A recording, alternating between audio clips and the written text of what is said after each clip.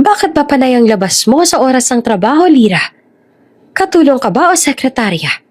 Sigaw ni Eros, habang nag-e-echo sa buong opisina ang boses ng bilyonaryo CEO. Tumigil naman ang lahat. Timitig sa probensya ng sekretaryang nanginginig habang hawak ang supot ng pagkain. Kung gusto mong magpakain ng pulube, gawin mo yan sa labas at hindi dito sa kumpanya ko. Dagdag pa ni Trixie sabay tawa ng mapag-insulto. Ngunit sa halip na lumaban, tahimik lamang si Lira. Kinabukasan sinundan siya ni Eros at nanlamig siya sa nakita. Ang tinatawag nilang pulube ay may suot na relo. Kaparehong relo ng matagal niya nang nawawalang ama.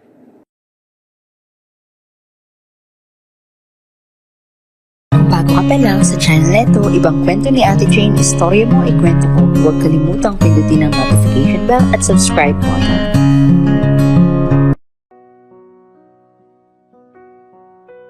Mainit ang hangin nang bumaba si Lear Dizon sa bus terminal ng Cubao. Bitbit ang lumang backpack at maliit na bag na puno ng pangarap. Mula sa probinsya ng San Ildefonso, unang beses niyang sumabak sa Maynila. Maingay, mabilis, at parang walang oras para huminga. Pero hindi siya nagpadaig. Kahit kinakabahan, mahigpit ang hawak niya sa brown envelope na may lumang resume at diploma ng kursong Business Administration mula sa isang maliit na kolehiyo sa bayan nila. Good luck sa'yo, Lira. Mahina niyang bulong habang tumitingin sa malaking gusali ng Vergara Group of Companies.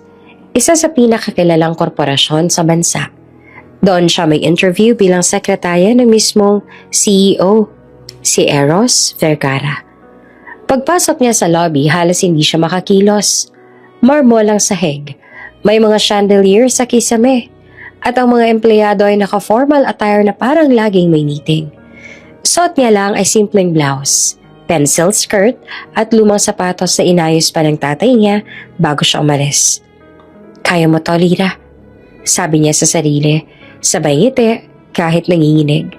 Paglapit niya sa front desk, agad siyang binati ng receptionist. Good morning, ma'am. May appointment po kayo? Opo. For interview po, Lira Dizon. Sinuri ng receptionist ang listahan at tumango. Yes, ma'am. Please proceed to the 25th floor, Mr. Vergara's office. Pag-akyat niya sa elevator, halos marinig niya ang tibok ng puso niya. CEO agad ang mag-i-interview? Hindi siya sanay sa ganitong setup. Sa probinsya, ang mga boss, mababait, simple. Pero si Eros Vergara, sikat sa social media bilang Ice King of the corporate world. Laging seryoso, laging galit, at sinasabing wala pang empleyadong tumagal sa kanya ng higit sa 3 buwan. Pagbukas ng elevator, sinalubong siya ng malamig na ihip ng aircon at tunog ng tic-tac sa keyboard. Tahimik ang buong floor. Lahat nakatuon sa trabaho. Parang bawal magkamali. Miss Dizon, tawag ng HR staff. You can go in now. Dahan-dahan siyang pumasok sa opisina ng CEO. Malawak, modern, at may salaming pader na tanaw ang buong syudad. Sa gitna, nakaupo ang isang lalaki na nakasuot ng itim na suit. Hawak ang tablet. Seryoso ang mukha. Si Eros Vergara. Sit. Malamig na sabi nito na hindi man lang tumingin. Umupo naman si Lira. Pinigilan na manginig ang tuhod. So, Miss Dizon, from the province? Tanong ni Eros habang nakatitig na ngayon sa papel niya. Sir, San Ildefonso po. First job? Opo. Tahimik sandali si Eros. Tapos ay tumingin ito ng diretso sa kanya. Alam mo ba kung anong trabaho ng sekretarya? Opo, sir. Magmamanage po ng schedule, magko-coordinate ng meetings at siguraduhin maayos ang mga dokumento. Good. Pero dito hindi sapat ang opo. Hindi ako madaling boss. Gusto ko mabilis ka. Ayokong pinapaulit ang utos. Gets? Gets po. Mabilis sa sagot ni Lira kahit nanlalamig. Ngumiti ng bahagya si Eros. Pero hindi yun ngiti ng tuwa. Ngiti iyon ng pagsubok. Okay? You may start tomorrow, 8 a.m. sharp. Paglabas niya ng opisina, halos hindi siya makapaniwala. Natanggap ako. Napangiti siya ng tuluyan. Kinabukasan, maaga pa lang ay nasa building na si Lira. May dala siyang thermos ng kape at maliit na baon na pandesal. Tahimik siya umupo sa desk malapit sa opisina ng CEO. Hindi nagtagal, dumating si Eros. Diretso sa opisina, walang kahit sinong binate. Agad namang tumayo si Lira. Good morning, sir. Bati niya. Tumungo naman ang lalaki. Coffee, no sugar. Nataranta siya pero mabilis sa kumilos. Ilang minuto lang inabot niya ang kape. Here po, sir. Inabot naman ni Eros ang tasa. Sinubukan at tumango ulit. Good. At least marunong kang gumawa ng kape. Simula noon, araw-araw niyang pinaghahandaan ang bawat utos ni Eros. Meeting schedules, phone calls, reports. Tahimik lang siya pero mabilis kumilos. Hindi siya nagrereklamo kahit minsan napapagalitan. Ang iba kasing empleyado, isang sigaw lang ni Eros nagre-resign na. Pero si Lira, tahimik lang. Bakit kaya itong probinsyano to? Hindi mo lang umiiyak kahit pagalitan ni sir. Bulong ng isa sa mga staff. Baka gusto lang ng pera. O baka desperado sa trabaho. Sagot naman ng isa. Ngunit si Lira, hindi iniinda ang mga chismis. Sa tuwing lunch break, bigla siyang nawawala, dalang supot ng pagkain. Bumabalik siya makalipas ang halos isang oras. Pawis at pagod. Pero laging may ngiti. Miss Lira, saan ka ba lagi pumupunta? Lagi ka may dalang plastic ng ulam Tanong ng janitress sa si Ate Minda, isang tanghali. May tinutulungan lang po ako, ate. Sagot ni Lira, sabay iwas ang tingin. Nang makita siya ni Eros mula sa glass wall ng opisina, napakunot ang noon niya. Lagi may nawawala tuwing tanghali. Ano bang ginagawa ng babaeng yan? Habang sinusulat ni Lira ang minutes ng meeting, napansin ni Eros sa mga kamay nitong may maliit na hiwa. Ano nangyari sa kamay mo? Tanong niya bigla. Ito po, wala po to sir, napaso lang po sa mainit na sabaw. Mainit na sabaw? Muling ulit ni Eros. Halata nagtataka. Sekretarya ka ba o cook? Ngumiti naman si Lira ng mahina. Sekretarya po pero mahilig din po ako magpakain. Tumaas ang kilay ni Eros. Pero hindi na nagtanong pa. Kinagabihan, habang nag-aayos ang mesa, tumingin si Lira sa litrato ni Eros sa corporate magazine. Sa isip niya, ang sungit naman niya. Pero mabait din siguro to minsan. Napangiti siya na bahagya bago pinatay ang ilaw. Sa kabilang banda, habang pauwi naman si Eros sa sasakyan niya, nakatingin siya sa bintana. Naiisip niya ang tahimik na sekretaryang probinsyana. May kung ano sa kanya. Simple, pero may lalim. At sa gabing iyon, nagsimulang hindi niya maipaliwanag na kuryosidad kay Lira Dizon. Ang sekretaryang galing sa probinsya na may pusong hindi kayang ipaliwanag ng resume.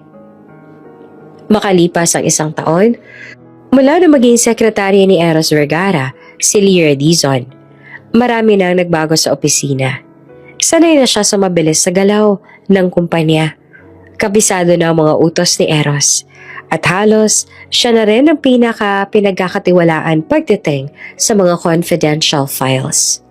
Tahimik lang siya sa sulok pero alam ng lahat, kung wala si Lira, parang hindi gumagalaw ang buong opisina. Kaya't nung mapansin ni Eros na madalas lumalabas ito tuwing tanghali, nagsimula siyang magtaka. Isang tanghali, habang abala sa pag-sign ng documents, napatingin siya sa wall clock. 12:10 p.m. Tumingin siya sa mesa ni Lira. Walang tao. Where's my secretary? Tanong niya kay Ben, isang assistant manager. Sir, lunch break daw po. Baka bumili ho ng pagkain. Every day? Maang natanong ni Eros. Araw-araw ba siyang kumakain sa labas? May kantina naman dito. Tahimik si Ben. Parang gano'n na nga po, sir. Hindi na kumibo si Eros. pero halata sa mukha niya ang pagdududa. Sanay siya sa mga empleyadong nagtatago ng ibang racket. Yung iba nag-online selling habang naka-duty. May ilan pang kumikita sa paglabas-labas. Hindi niya gustong maloko, lalo na ng sekretaryang pinagkakatiwalaan niya. Pagbalik ni Lira ng bandang 1 p.m., pawis ito at may dalang plastic ng pagkain. Good afternoon, sir. Bati niya habang nakangiti. Late ka ng 10 minutes. Malamig na tugon ni Eros. Saan ka ba nanggaling? May binilhan lang po ako ng pagkain sa labas. Medyo malayo lang po yung turo-turo na mura. Tinignan lang siya ni Eros, mula ulo hanggang paa. Basa ang noo, pawis ang kamay, at halatang pagod. Bakit hindi ka na lang kumain sa pantry? Libre naman. Mas gusto ko lang po sa labas, sir. May inaasikaso lang din po minsan. Nagtaas ang kilay si Eros. Inaasikaso? Ano ka, messenger? Napayo ko si Lira. Pasensya na po, sir, hindi ko na po uulitin. Ngunit kinabukasan, umalis ulit ito. At kinabukasan pa rin, at sa sumunod pa. Habang tumatagal, lalo lang siyang kinain ng kuryosidad. Kaya't isang araw, tinawag niya si Sam, ang PR head ng kumpanya na minsan naging girlfriend niya at ngayon ay tila hindi pa rin makamove on. Sam, sabi ni Eros habang nakaupo sa kanyang swivel chair. Pakitingnan nga kung saan madalas pumupunta si Lira tuwing lunch break. Huwag mo munang sabihin sa kanya. Ngumiti naman si Sam, may halong panunukso. Bakit, Eros? Selos ba yan o trabaho lang? Trabaho lang. I need to know if my employees are being honest. Sure. Sagot naman ni Sam, pero halatang may ibang plano sa likod ng ngiti niya. Kinabukasan sumunod si Sam kay Lira palabas ng building. Mula sa malayo, nakita niyang pumasok ito sa isang maliit na karinderya. Bumili ng 2 ulam. Tapos, lumakad papunta sa kabilang kanto. Doon siya tumigil. Pero hindi makita ni Sam kung saan ba talaga ito tuluyang nagtungo. Pagbalik niya sa opisina, agad siyang lumapit kay Eros. Sinundan ko na. Pero hindi ko alam kung saan talaga siya pumupunta eh. Pero isa lang sigurado ako. May ginagawa si Lira. Baka may boyfriend sa labas o di kaya nagpapadala ng pagkain sa kung sino. Napaisip si Eros. Bahagyang nakakunot ang noo. Boyfriend? Imposible. Halos wala ngang kausap yan dito eh. Baka sugar daddy, Eros. Biro pa ni Sam sabay tawa. Alam mo naman, probinsyana, pero marunong. Sayang, tahimik pa naman. Napatingin si Eros, malamig ang mata. Enough, don't spread rumors. Pero kahit sinabi niya ayon, hindi rin siya mapakali.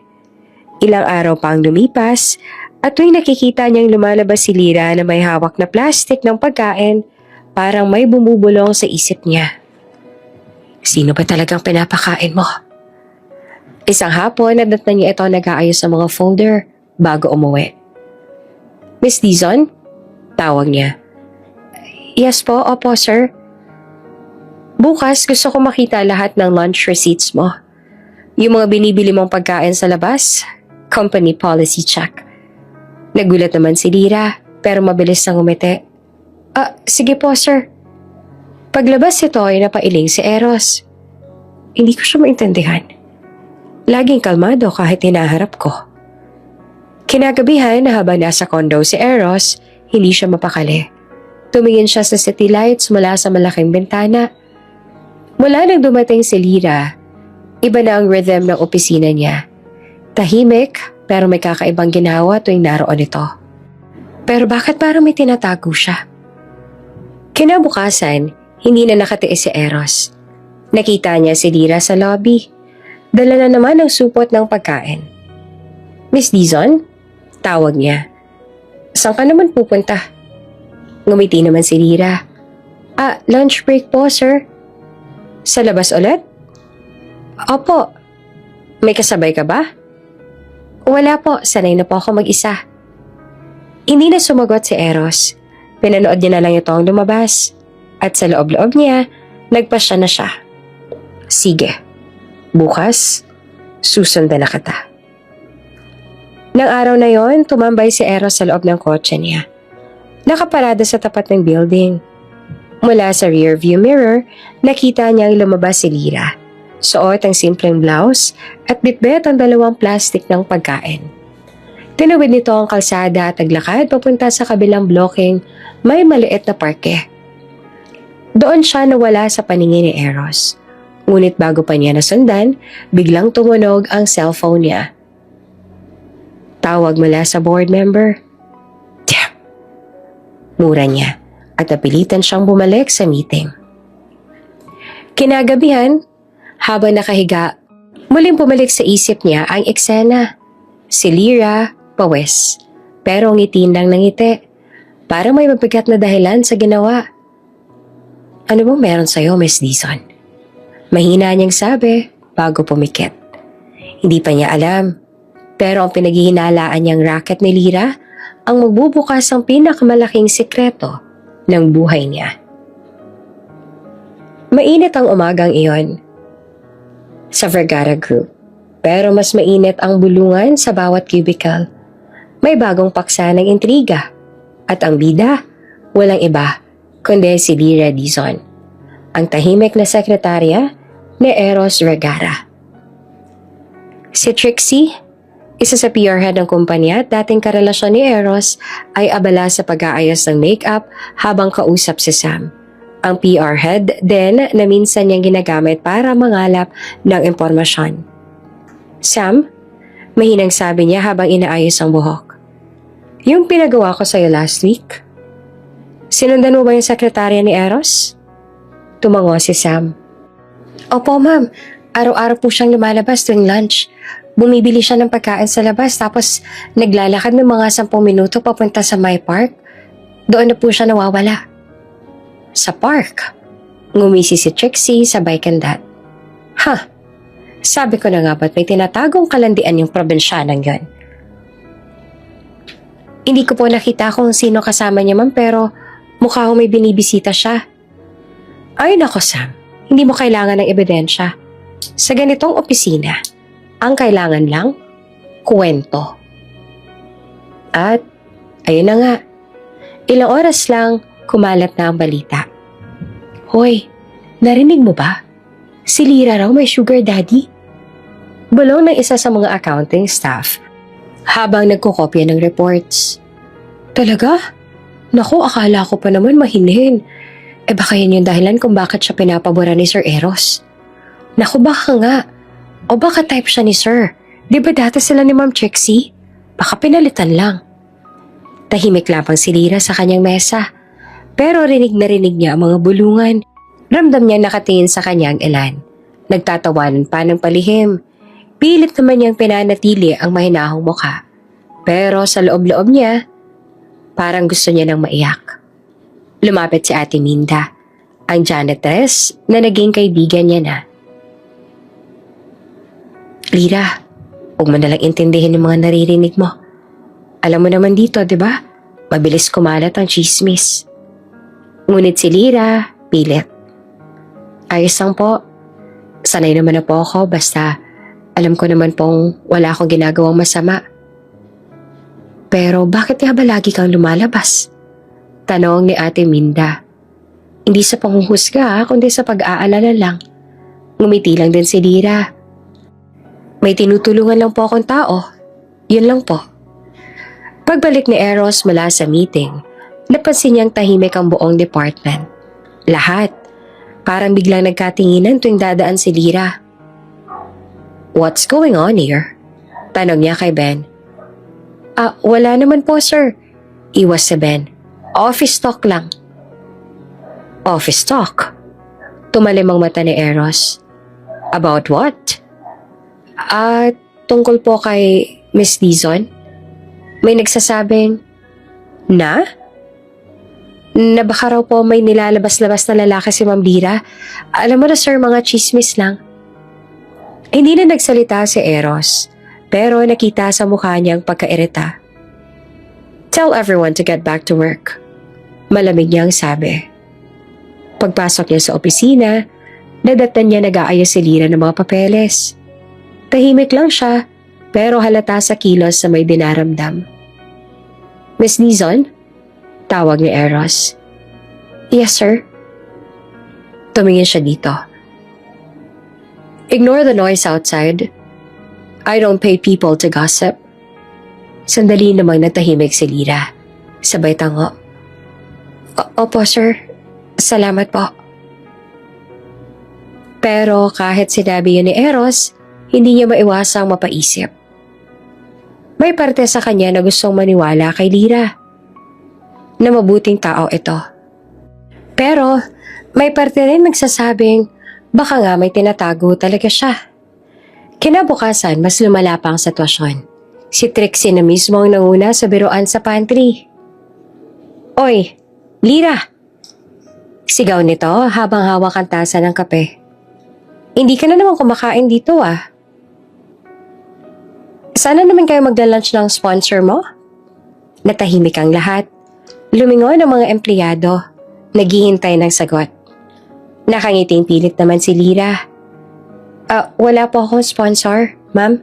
Bumibili lang po ako ng pagkain para sa... Kanino? Sa boyfriend mong matanda? Sabat pa ni Trixie. Sabay tawa ng malakas.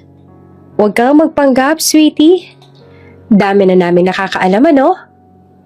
Pulang-pula na ang mukha ni Lyra sa hiya. Hindi siya nagsasalita. Kinuha lang niya ang kape at lumabas ang pantry. Pagdaan niya sa hallway, nakasalubong niya si Eros. Miss Dizon? Bakit namumula ka? Tanong nito. Wala po, sir. Mainit lang po siguro sa pantry. Tinitigan siya ni Eros. Tila may gustong sabihin pero pinipigilan. Okay. Prepare the files for the investors meeting tomorrow. Utos ito sa halip. Opo, sir. Pag-uwi naman ni Lyra, dire-diretso siyang sumakay ng jeep. Habang nasa biyahe, pinahid niya ang luha. Hindi dahil sa hiya, kundi dahil sa bigat ng sekretong matagal niya nang tinatago. Pagdating niya sa lumang parke, agad siyang lumapit sa isang sulok kung saan may matandang nakahiga sa karton.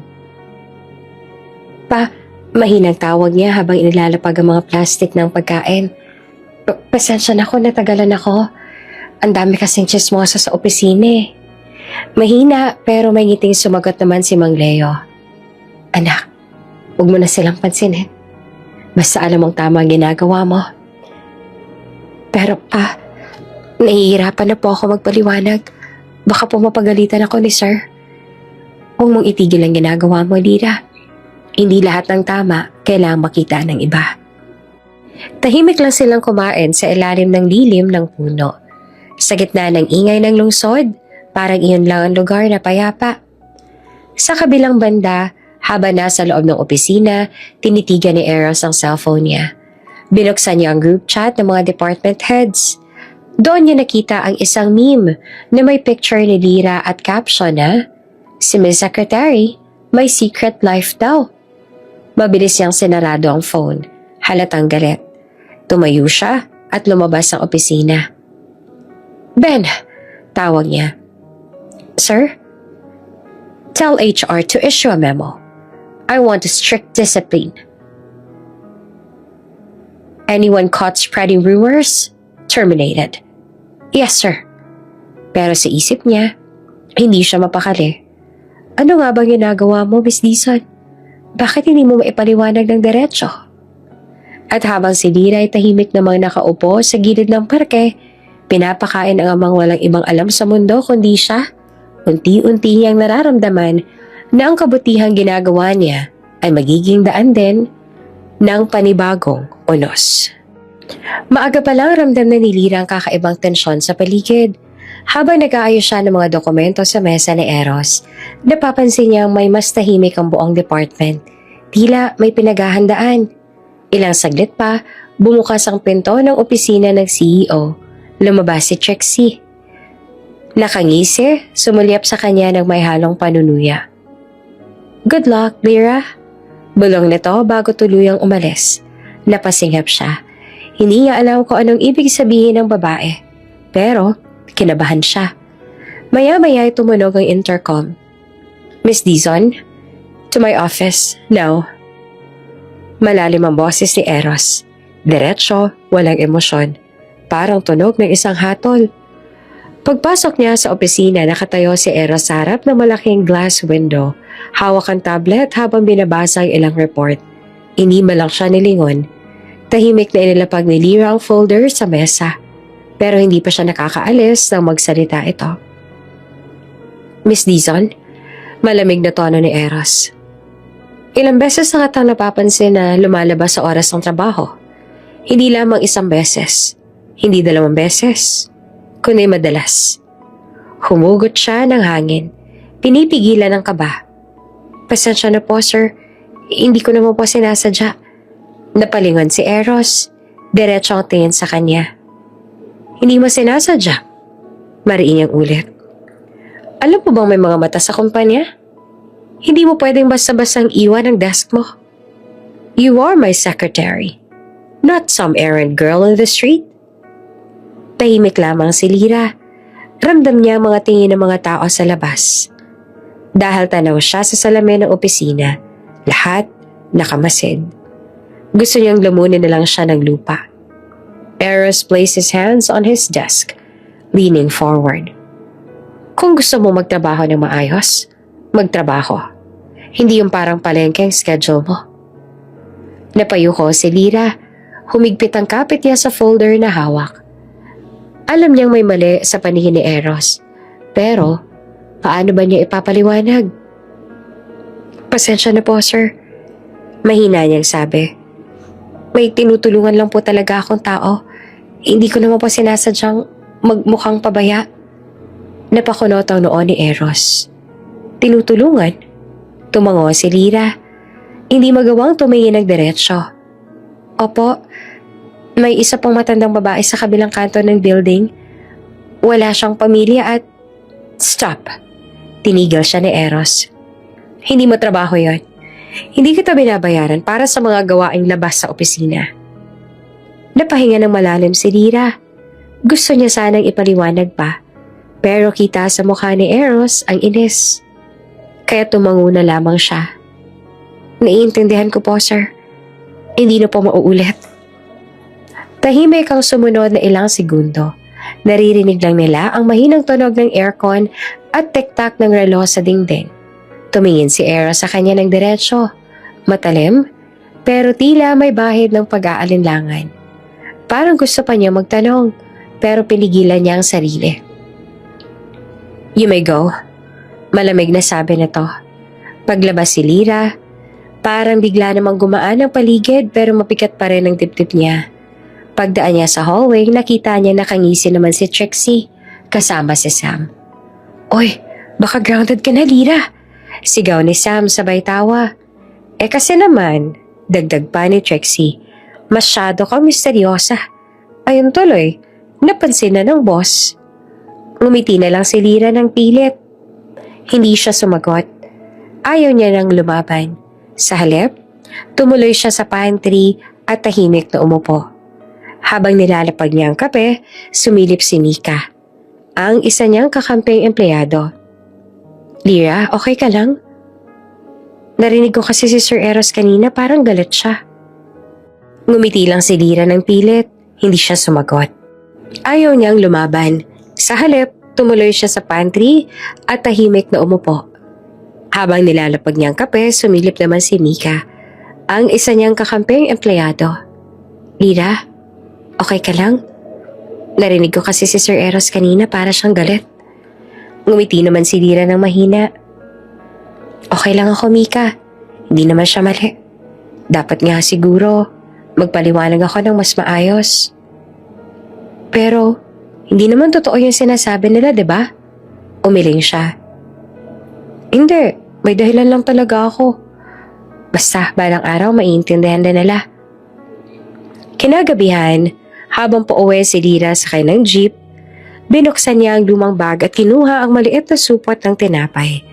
Bumaba siya sa isang eskinita at pumasok sa isang lumang barong-barong.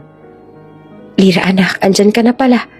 Bati na isang matanda, si Mang Leo. Ngumiti si Lyra at iniabot ang tinapay. Ayun po, may tinapay ulit. Galing yan sa kantin.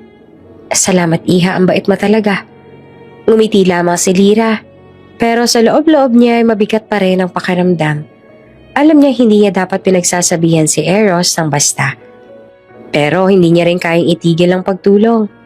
Samantala sa opisina, nakaupo pa rin si Eros sa harap ng mesa.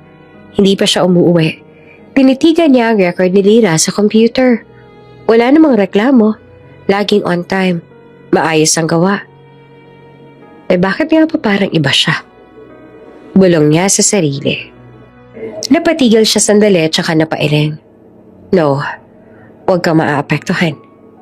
Pero sa hindi niya maipaliwanag na dahilan, naiwan sa isip niya ang huling sinabi ni Lyra. May tinutulungan lang po talaga akong tao. At sa gabing iyon, unang beses na na-curious si Eros sa simpleng sekretarya na akala niya ay ordinaryo lang. 2:00 na ng madaling araw pero gising pa rin si Eros. Nakaupo siya sa kama. Hawak ang laptop at nakabukas ang employee file ni Lyra Dizon. Ilang beses niya nang binasa ang profile. Ang edad nito, address, educational background, record ng attendance, pero parang kulang. Parang may hindi sinasabi ang babae. Who are you really, Lyra? Mahinang sabi niya habang isinandal ang ulo sa headboard. Hindi niya maintindihan kung bakit hindi mawala sa isip niya ang sekretaryang palaging tahimik, laging magalang, pero laging may daladalang misteryo. Naaalala niya pa ang huling pag-uusap nila kung paano itong nagsalita ng may tapang pero may halong lambing. Kinabukasan, maagang pumasok si Eros.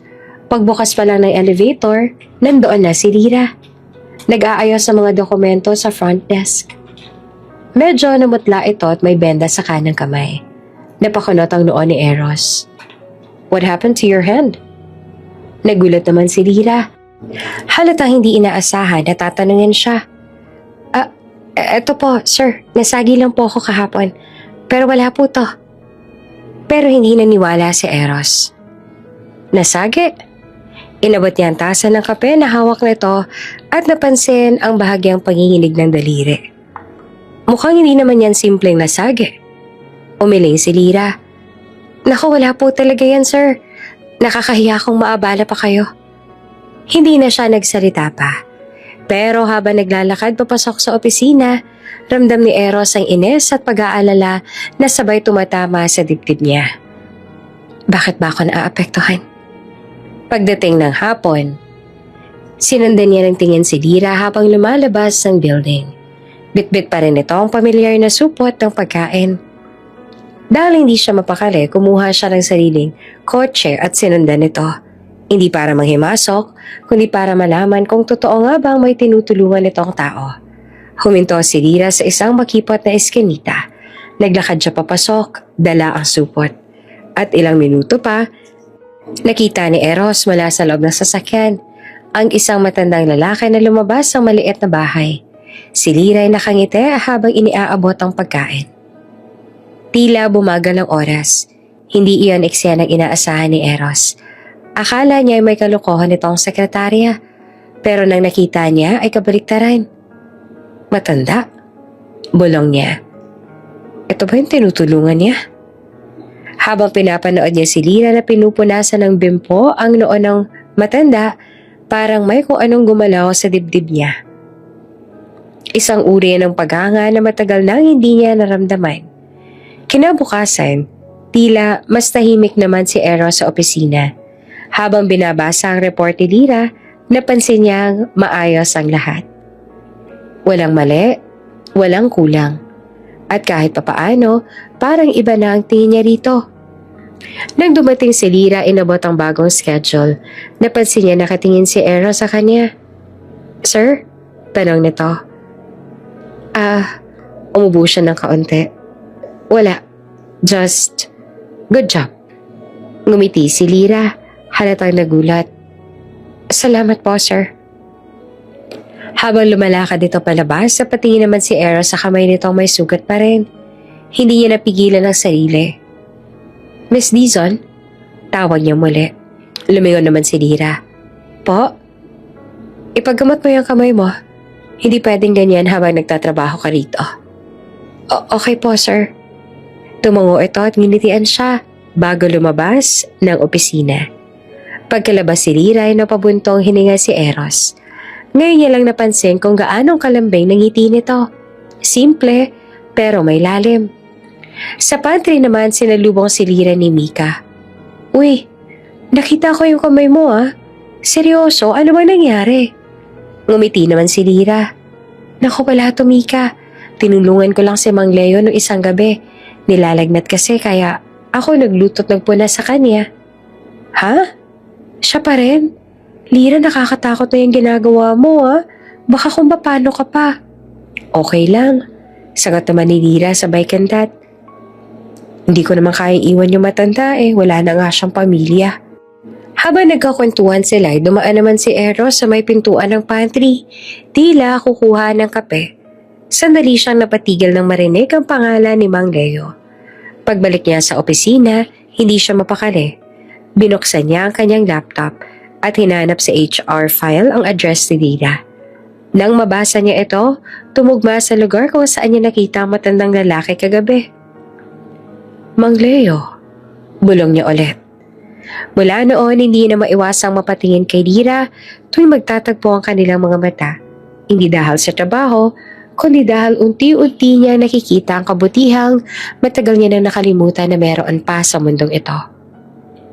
At sa bawat araw na lumilipas, mas lalo siyang nauusisa.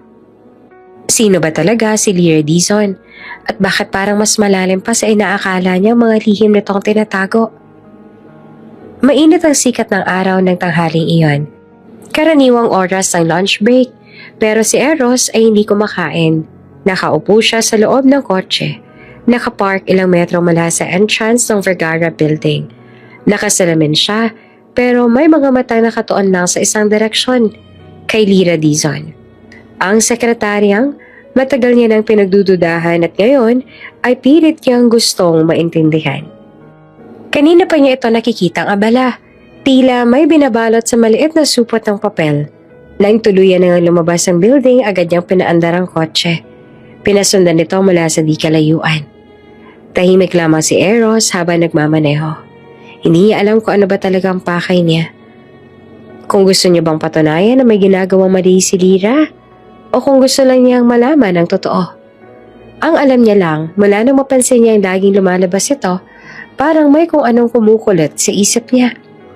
Naglakad si Lira sa ilalim ng araw. Walang payong, walang reklamo.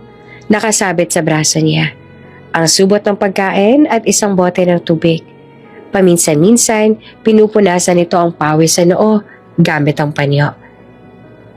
Hindi man lang sumakay ng jeep? Tanong ni Eros sa sarili. Habang nakasunod. Kung saan ba talaga ito pumupunta araw-araw? Ilang minuto pa ang lumipas bago siya huminto sa tapat ng isang lumang parke. Hindi na halos napapansin ng mga tao. Ang mga bangko'y kalawangin na at may ilang punit na trapal na ginagamit ng mga palaboy bilang bubong. Mula sa loob ng sasakyan, pinanood ni Eros si Lira habang naglalakad papasok sa dulo ng parke. Doon sa ilalim ng malaking puno ng akasya, may nakahigang matandang lalaki sa karton. Payat, marungi sa talatang gutom ang lalaki kagabi. Tila humigpit ang dibdib ni Eros sa kanyang nakita. Ang sekretaryang akala ng lahat ay may racket, yung pala'y nagdadala ng pagkain sa isang matanda. Tahimik lang niyang minamanmana ng eksena. Nakita niyang dahan-dahan lumuhod si Lira sa tabi ng matanda. Binuksan ang supot at marahang iniabot ang pagkain. Mang Leo, mainit-init pa po yan ha, sabi ni Lira. Naririnig niya kahit mula sa malayo. Kumain po kayo na mabuti. Ngumiti naman ang matanda. Halatang hirap ng magsalita. Salamat iha. Wala naman ako makain mula kahapon. Akala ko nga hindi ka na babalik kasi sabi mo pinagagalitan ka na ng boss mo. Ako hindi ko po kayo pababayaan. Sagot ni Lira sabay ngiti. Basta kumain muna kayo. May gamot din po ako dito para sa ubo ninyo. Habang pinupunasan ni Lira ang pawis si Mang Leo gamit ang panyo, napansin ni Eros ang maliliit na galo sa braso ng sekretarya. Pareho sa mga nakikita niya noong isang araw. Dito niya tuluyang naiintindihan kung saan galing ang mga iyon. Napatigil siya sandali. Ipinagpapalit niya ang oras ng pahinga para lang makatulong sa isang pulube. Hindi niya alam kung ano ang dapat niyang maramdaman. Mahiya, maantig, o baka pareho. Nang matapos kumain si Mang Leo, nakita niya ang inalalayan nito ni Lira paakyat ng bangko. Dapat po talaga sa shelter kayo, Mang Leo, delikado na dito.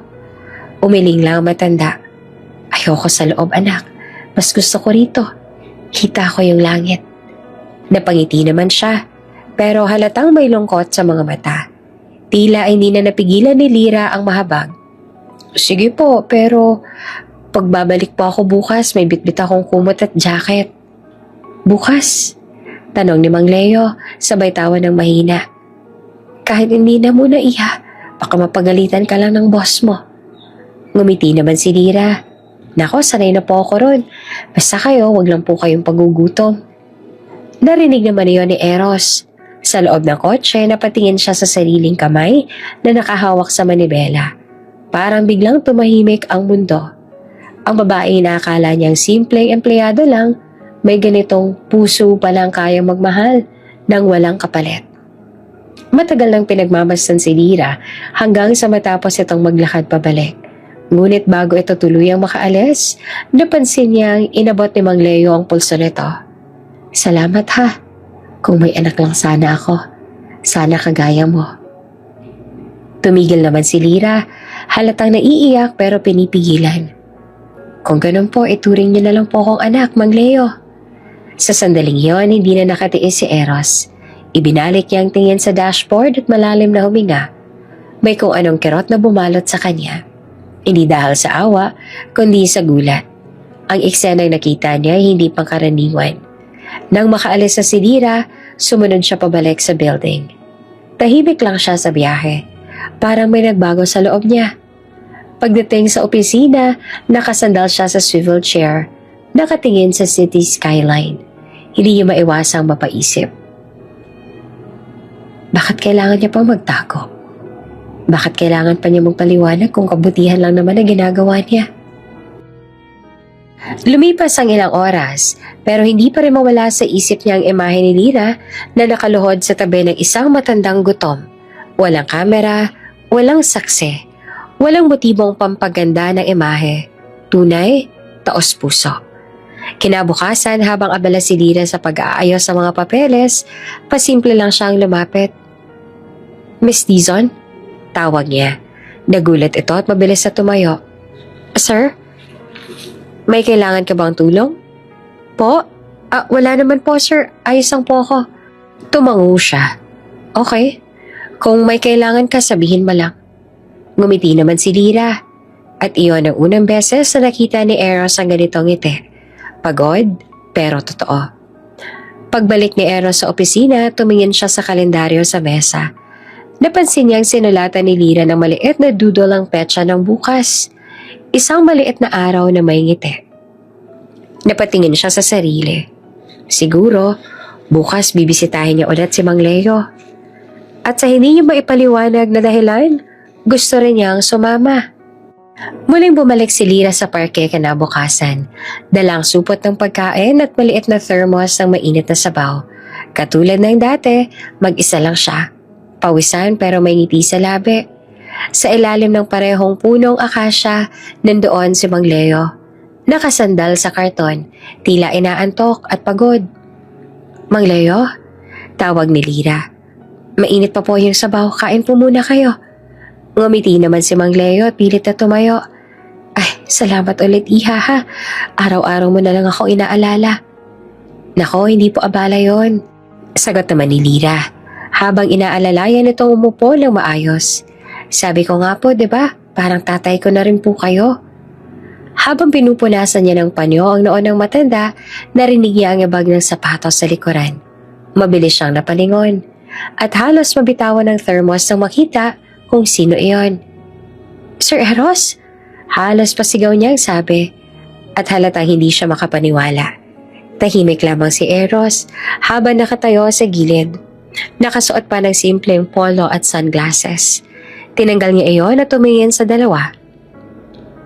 Hindi lahat ng tulong kailangang ipaliwanag. Malamig pero kalmadong sabi niya.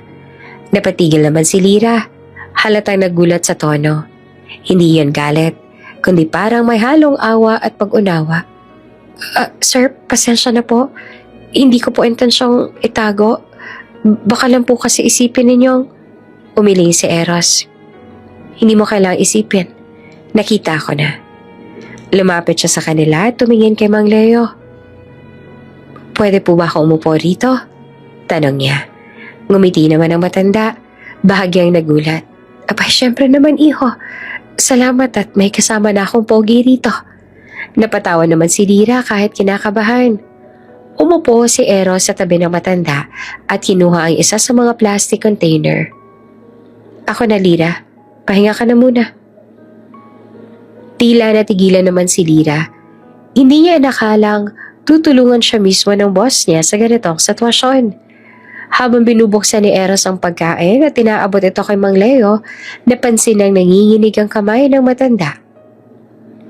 Marami pong salamat, sir, sabi ni Mang Leo. Hindi ko akalaing may ganitong kabait na tao pa pala. Sumagot naman si Eros sa mahina. Hindi po ako mabait. Tinuturuan lang ako ng mabait. Sabay tingin kay Lyra. Nagkatinginan silang dalawa at sa unang beses, hindi ito yung typical na boss-employee stare. May kakaibang katahimikan sa pagitan nila. Parang pareho nagulat sa sarili nilang emosyon. Matapos kumain ni Mang Leo, naglabas si Lyra ng maliit na bote ng gamot. Ito po yung binili kong gamot para sa ubo ninyo.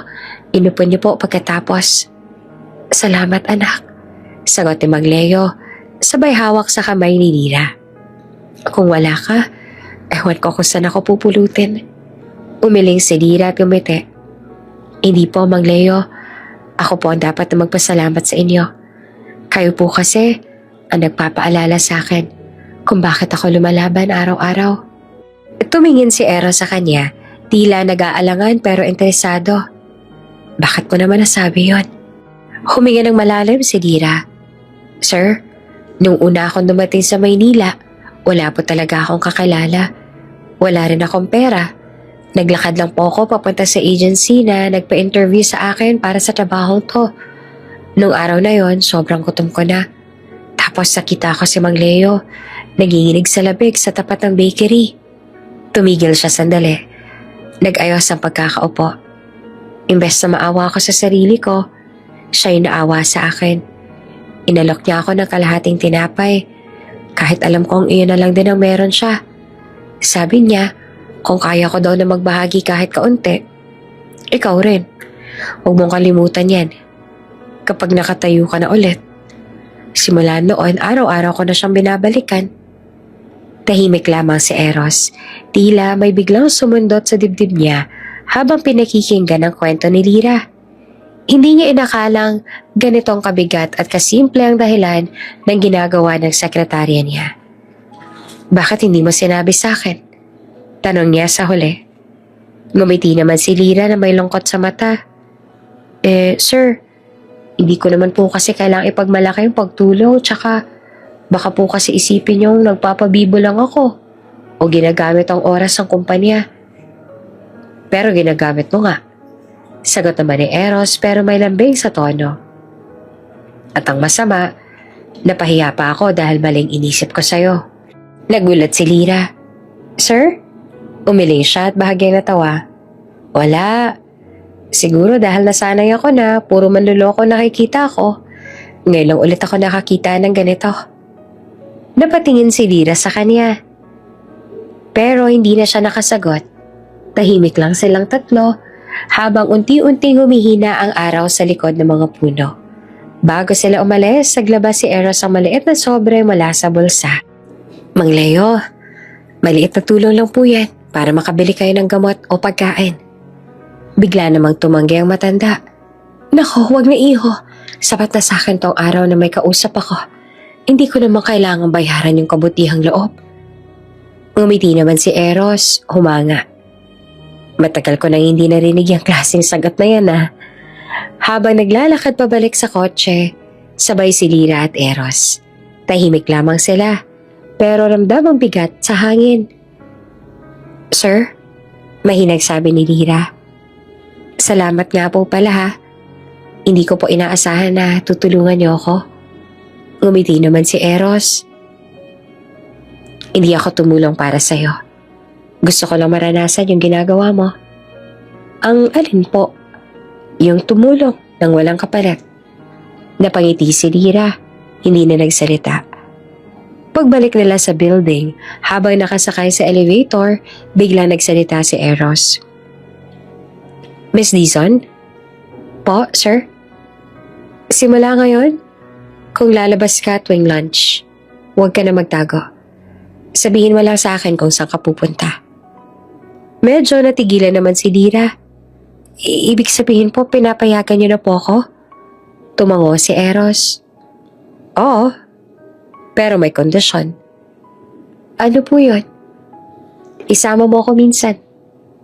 Napatulala si Lira, tsaka napangiti ng bahagya. Sige po sir, pero huwag niyo pong kakalimutan, wala pong reklamo kahit mainit. Ngumiti si Eros, bahagyang natawa. Deal. At sa unang pagkakataon, pareho silang ngumiti. Hindi bilang boss at empleyado, kundi bilang dalawang taong nakita ng kabutihan sa gitna ng simpleng araw. Simula ng araw na yon, parang may nagbago sa takbo ng mundo ni Eros. Sa tuwing mag-aalas 12 ng tanghali, imbes na manatili sa opisina para kumain ng steak o salad sa executive lounge, palihim siyang bumaba sa lobby. Suot lang ang simpleng jacket at shades. Doon niya hinihintay si Lira, na laging may daladalang supot ng pagkain at maliit na tubig sa bote. Sir, sigurado po ba kayo? Tanong ni Lira sa isa sa mga unang beses na sumama ito. Baka makita tayo ng mga empleyado, sabihin may... Ngumiti lamang si Eros. Wala silang karapatang mag-isip ng kung ano-ano pa. Isa pa, hindi naman krimen ang tumulong sa isang matanda, hindi ba? Napailing naman si Lira, pero hindi napigilang mapangiti. Habang naglalakad sila, papunta sa parke, tila unti-unting nagiging magaan ang pagitan nila. Hindi na kasing igting ng dati ang mga titig ni Eros. Ngayon, may halo ng init at paggalang. Pagdating nila sa lumang parke, agad nilang nakita si Mang Leo. Nakaupo sa pamilyar na karton at may hawak na lumang dyaryo. Aba, nandito na pala magkaibigang magkasabwat. Natatawang bati na matanda. Magandang tanghali po, Mang Leo. Bati ni Lira, sabay abot ng pagkain. Ito po, niluto ko kanina bago pumasok. Luto mo? Tanong ni Eros sa tila nagulat. Opo sir, minsan kasi sayang kung bibili pa. Tsaka gusto ko rin po na matikman ni Mang Leo yung niluluto ko sa bahay. Tugon ni Eros. Habang pinapanood siyang maingat na magain. Hindi halatang marunong ka pala sa kusina hindi naman po kasi kasing galing ng mga chef. Nakangiting sagot ni Lira. Pero sabi po ni Mang Leo, basta may pagmamahal daw sa luto, aba kahit tuyo, masarap. Kumawa si Mang Leo, tsaka tinapik ang balikat ni Eros. Tama yan, iho. Subukan mo kumain ng luto ng taong totoo kong pinapahalagahan. Tiyak, kahit walang ulam, nako, busog ka. Napatingin si Eros kay Lira, naabala naman sa pag-abot ng kanin. Hindi niya alam kung bakit, pero tila may kakaibang init na gumagapang sa dibdib niya. Simpleng tanawin lang. Isang babae, pawisan, simpleng bihis. Pero puno ng malasakit. Habang kumakain silang tatlo sa lilim ng akasya, nagsimula silang magkwentuhan. So, Lira, tanong ni Eros. Ano bang gusto mo talagang gawin sa buhay mo? Bukod sa pagtulong sa mga tulad ni Mang Leo. Gusto ko po magtayo ng maliit na resto balang araw. Sagot ni Lira habang nakatingin sa langit. Yung tipo pong kahit sino pwedeng kumain, may pera man o wala. Basta gutom, pakakainin ko. Hindi ba mahirap yun? Tanong ni Eros. Siguro po. Pero mas mahirap po yung may kakayahan kang tumulong tapos pipiliin mong hindi. Tahimik si Eros sa sagot na yon. Sanay siya sa mundo ng negosyo, kung saan bawat galaw ay may kapalit. Pero kay Lira, parang may ibang prinsipyo ang umiiral. May kabaitan na hindi niya kayang ipaliwanag. Mang Leo, kayo po? Tanong ni Eros. Ano pong pangarap ninyo? Ha? Sa edad kong to? Tawa pa ng matanda. Ang pangarap ko na lang ay makita akong tumanda tong batang to na may pamilya. Yung masaya at hindi na kailangang magtago para tumulong. Ngumiti rin si Lira, halatang nahihiya. Mang Leo naman po. Totoo naman sagot ng matanda. Tingnan mo nga, kahit abala sa opisina, ilaalala pa rin ako. Kung lahat ba naman ng tao ganyan, siguro wala ng taong gutom sa kalsada. Habang nag-uusap silang tatlo, napansin naman ni Eros ang tawa ni Lira. Malambing, natural, at nakakahawa. Hindi ito ang tawang peke na madalas siyang marinig sa opisina kapag siya ang kausap. Ito, totoo. At sa bawat ngiti niya, parang unti-unting nababasag ang pader na itinayo ni Eros sa paligid ng puso niya. Pagbalik nila sa opisina, sumabay si Eros kay Lira sa elevator. Tahimik silang pareho, pero may kakaibang tensyon sa pagitan nila. Hindi na yung dati, hindi galit o inis, kundi isang uri ng kuryente na hindi nila alam kung saan ang gagaling. Miss Dizon, bigla niyang sabi. Po, sir? Masarap yung sinigang mo kanina. Napangiti naman si Lira at halatang nagulat. Salamat po, sir. Hindi ko akalaing marunong kayong magpuri. Ngumiti rin si Eros. Halos hindi na malayang nagbiro na siya. Bihira lang ako mapuri kaya pili lang din yung pinupuri ko. Wow, natatawa ang sagot ni Lira. Swerte ko pala. Siguro nga, sabi ni Eros, sabay labas ang elevator. Pero nang tumalikod siya ay bahagya siyang umiti. Totoo pala, swerte rin siya. Lumipas ang ilang linggo ay naging parang rutina nila ang kanilang mga tanghali. Si Lira, may dalang pagkain. Si Eros, laging palihim na sumusunod o di kayo sumasabay. Minsan nagdadala pa siya ng dessert or juice para kay Mang Leo. Habang tumatagal, mas lumalalim ang koneksyon nilang dalawa. Madalas na silang magkwentuhan tungkol sa buhay, mga pangarap, kabataan, at minsan pati mga kabiguan. Sir, tanong ni Lira na minsan naglakad sila pa uwi. Wala po ba kayong gustong gawin? Sakaling hindi kayo boss? Sagot ni Eros na nag-isip. Siguro gusto kong magtanim. Tahimik lang. Walang email, walang board meeting. Gusto ko lang makakita ng araw at kulay gray. Parang ang lungkot naman po pakinggan. Sagot ni Lira. Ngumiti naman si Eros. Siguro kasi sanay ako ng malungkot. Tumigil si Lira sa paglalakad at tumingin sa kanya. Pero sir, kahit sanay pwede namang magbago Minsan kailangan mo lang ng taong makikinig.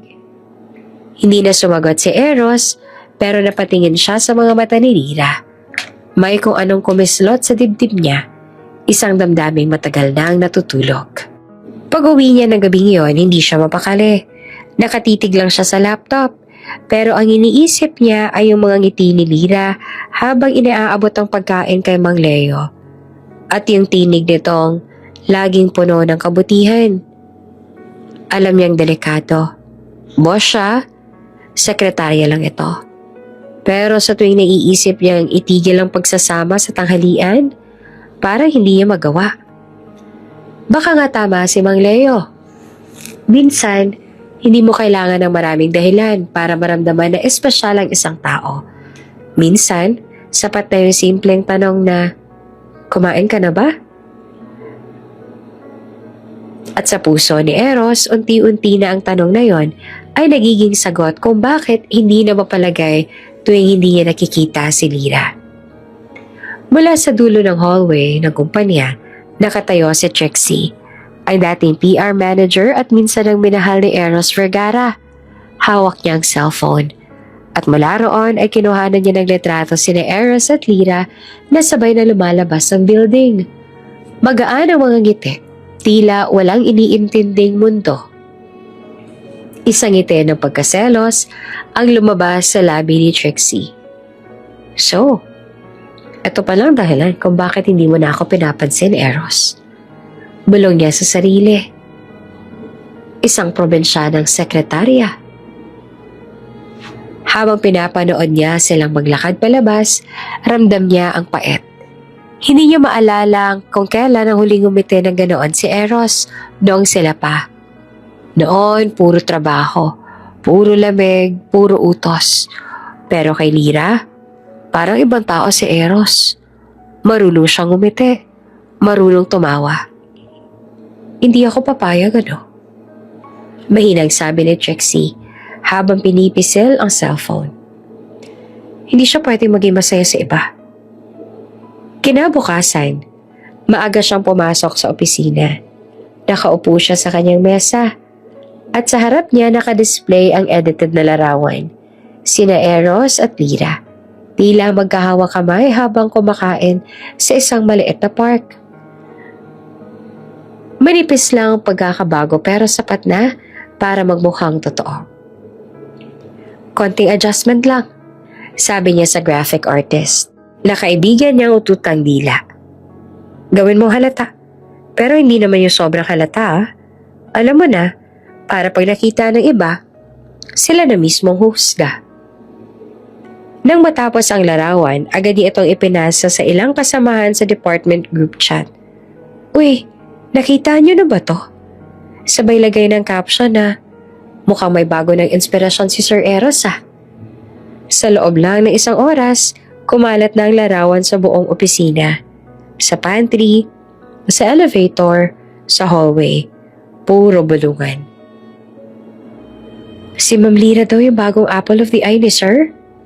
Ang bilis ha, from secretary to girlfriend. Akala ko ba mabait yung babae? Yun pala marunong din pumosisyon. Tahimik lamang si Lyra habang naglalakad. Pero ramdam niya ang mga matang nakatingin at mga bibig na pabulong-bulong. Habang nakapila siya sa pantry, narinig niya mismo si Mika, ang dati niyang kaibigan na sumabay sa chismis. Marahil, dala lang ng pressure. Di ko rin alam. Pero kung totoo man, baka si Sir din ang unang lumapit, di ba? Dumiretso na lang si Lyra sa cubicle niya. Pilit pinigilan ng luha. Alam niyang wala siyang ginagawang masama. Alam niyang ang tanging kasalanan niya lang ay ang pagiging mabait kay Mang Leo.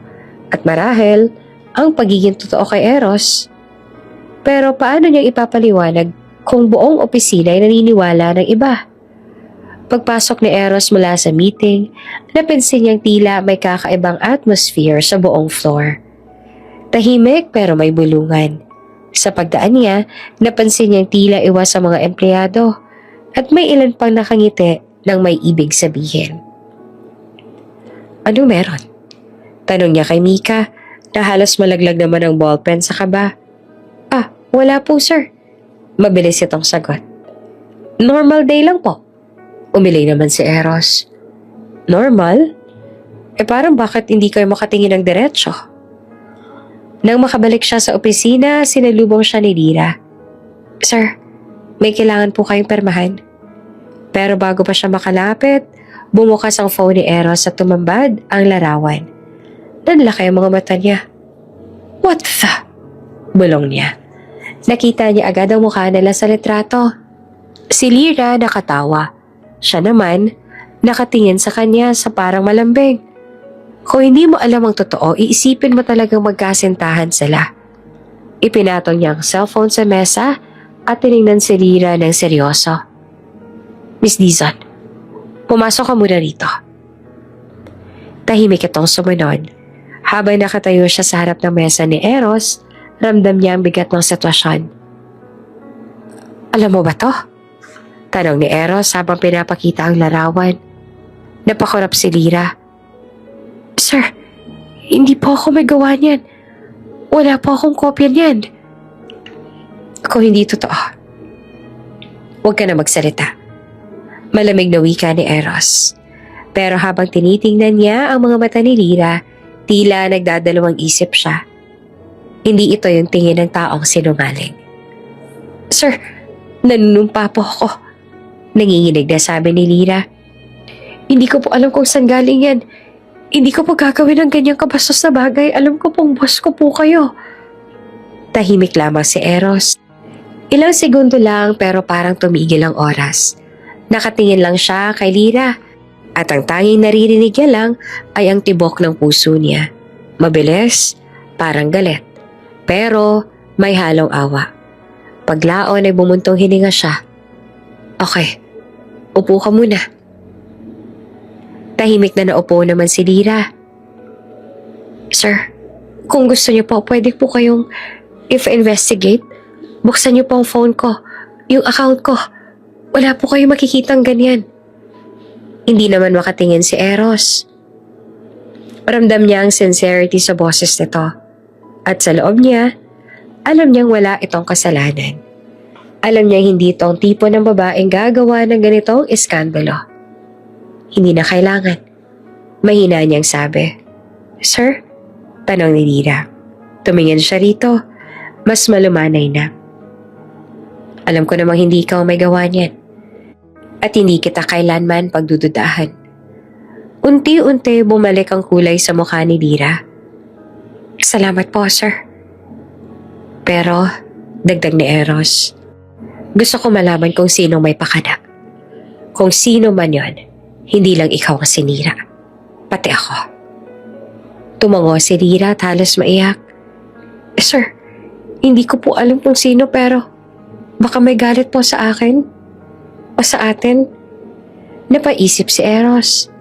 Sa loob ng isip niya, iisa lang ang pangalan na biglang lumitaw. Trixie. Paglabas si Lyra, tinawagan agad ni Eros ang IT department. Hanapin ninyo kung saan unang nagmula ang larawan. I-trace ninyo ang source ng file. Gusto ko ng report bago matapos ang araw. Habang pinapatay niya ang tawag, tumitig siya sa bintana. Doon niya nakita si Lyra sa labas. Tahimik lang na nag-aayos ng papeles. Hindi niya mapigilan ang sarili na mapangiti ng bahagya. Hindi kita pababayaang masira ng mga taong inggit. Nasa isip niya. Hindi. Habang ako ang boss mo. At sa unang pagkakataon, hindi lang bilang CEO ang tingin niya sa sarili. Sa loob-loob niya, may mas malalim ng dahilan kung bakit gusto niyang protektahan si Lyra Dizon. Ang sekretaryang unti-unti nang bumago sa kanya. Maagang dumating si Eros sa opisina, ngunit may kakaibang katahimikan sa paligid. Wala sa mesa si Lyra. Karaniwan, ito ang unang dumarating lagi. May kape pa at schedule na nakahanda sa mesa niya bago siya pumasok. Pero ngayon, bakante ang mesa. Walang bumabati ng good morning, sir. Napakunot ang noon ni Eros. Nasaan si Miss Dizon? Tanong niya sa mga staff. Nagkatingin na ng mga ito at parang may gustong sabihin pero nag-aalangan. Si Mika, ang isa sa mga close kay Lyra, ang unang nagsalita. Sir, dinala daw po niya sa ospital yung matandang tinutulungan niya. Bigla daw po yatang inatake sa puso kagabi. Sandaling natigilan si Eros. Ano? Oo po, sir. Si Sir Mang Leo po yung tinutulungan niya lagi. Sinugod daw po ni Ma'am Lyra sa Eastview Hospital kagabi. Hindi na nga raw po siya pumasok ngayon kasi nagbantay. Napahawak naman si Eros sa sentido. Parang biglang sumikip ang dibdib niya. Hindi niya alam kung bakit ganoon nakalakas ang reaksyon niya. Pero ang tanging nasa isip niya lang ay si Lyra at ang matandang lagi nitong pinapakain. Hindi siya nagdalawang isip. Kinuha niya ang susi ng kotse at lumabas ng building. Pagdating niya sa ospital, agad niya nakita si Lyra sa waiting area. Nakaupo ito at nakasandal sa pader. Maputla, halatang puyat at pagod. Sa kandungan niya ay hawak-hawak naman ang supot ng gamot at resibo. Lira, tawag ni Eros habang lumapit. Nagulat naman si Lira. Agad na tumayo. Sir Eros, anong ginagawa niyo rito? Dapat ako magtanong yan. Bakit hindi ka malang tumawag sa akin? Pasensya na po, sir. Ayoko na pong abalahin kayo. Kaya ko naman na po. Mahina nitong sabi habang napayuko. Tumingin si Eros sa mga kamay nitong nanginginig. Kaya mo? Halos hindi ka na nga makatayo. Hindi sumagot si Lira at sa halip ay napatingin sa pintuan ng emergency room kung saan kasalukuyang ginagamot si Mang Leo. Inatake po siya kanina madaling araw. Nagulat ako, sir. Akala ko hindi na siya aabot. Pero buhay pa naman siya ngayon, di ba? Tanong ni Eros. Tumango si Lira. May luha sa gilid ng mata. Oo po. Pero sabi ng doktor, kailangan daw niya ng laboratory tests at gamot. Wala po kasi akong sapat na pera kaya naghintay lang po ako ng text kung may result na. Tahimik lamang si Eros. Pero ramdam ni Lira ang tingin nitong puno ng awa at pag-aalala. Ilang sandali pa, kinuha ni Eros ang wallet niya at naglabas ang debit card. I'll handle the bills. Nagulat naman si Lira. Sir, hindi na po kailangan. Kaya ko naman po kahit paunti-unti. Hindi ko po pwedeng tanggapin yan. Lira, putol ni Eros sa seryosong boses.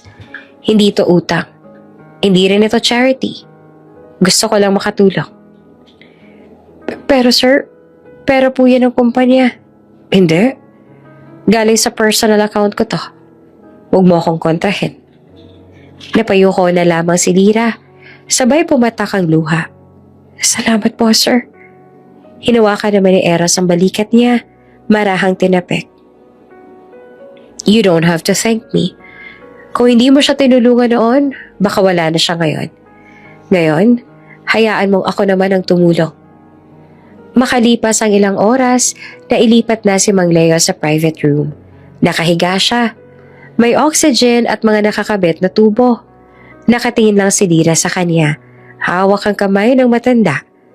Tahimik lang si Eros sa gilid. Pinapanood silang dalawa. Sa mga sandaling iyon, parang may kung anong kirot sa puso niya.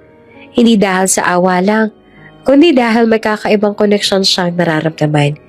Hindi niya kilala si Mang Leo, pero parang may kakaibang pamilyaridad sa mukha nito. Hindi ko akalain na ganito kabait ang sekretarya ko. Ngumiti naman si Lira. Mahina. Hindi ko naman po ginawa yun para mapansin, sir. Gusto ko lang po maramdaman ni Mang Leo may taong nagmamalasakit pa rin sa kanya. Napatingin si Eros sa mukha ni Lira. Maputla pero may ngiti pa rin. Sa gitna ng pagod at pag-aalala, ang kabaitan nito ay hindi nawawala. Alam mo, Lira, sabi ni Eros habang nakatingin sa bintana. Minsan iniisip ko, ang yaman-yaman ng mga tao sa paligid ko. Pero parang ikaw lang marunong magmahal ng totoo. Napangiti naman si Lira, napaiwas ang tingin. Baka po dahil hindi ako sanay sa yaman, sir. Pero sanay po akong tumulong kahit wala akong kapalit. Ilang sandali natigilan sila nang biglang gumalaw si Mang Leo. Dumilat ang mga mata nito at mahina niyang tinawag. Lira, Mang Leo, gising na po kayo. Mabilis sasabi ni Lira, halos maiyak sa tuwa. Ngumiti naman si Mang Leo, pilit. Salamat, Lira. Lumingin na to kay Eros at bahagyang sumimangot. At ikaw? Parang nakita na kita dati. Nagulat naman si Eros. Ako po? Nagkita na po tayo dati sa labas ng parke, Mang Leo. Ngumiti naman ang matanda, pero halatang pagod. Siguro nga. Salamat sa pagdala mo rito, Iha. Salamat din sa kanya. Sabay turo kay Eros. Wala po yun. Sagot naman ni Lira. Nangingilid ang luha. Nagtataka man pero bakit parang hindi na siya kilala ni Mang Leo? Lumapit si Eros at inayos ang kumot ni Mang Leo. Magpahinga na po muna kayo, kami nang bahala ni Lira dito. Habang pinapanood niyang muling pumikit ang matanda, may kakaibang damdamin na gumapang sa puso ni Eros. Isang halong pag-aalala, paggalang at hindi maipaliwanag na koneksyon. At sa loob ng tahimik na silid ng ospital, habang nakaupo silang dalawa ni Lyra sa tabi ng kama ni Mang Leo, alam ni Eros na hindi lang siya basta tumutulong sa isang empleyado. May mas malalim na dahilan kung bakit hindi niya kayang iwan si Lyra Dizon. At marahil, magsisimula na siyang maintindihan kung ano iyon. Tahimik ang loob ng ospital. Tanging tunog ng monitor at mahinang ugong ng aircon ang maririnig. Magdamag na hindi umalis si Lyra sa tabi ng kama ni Mang Leo.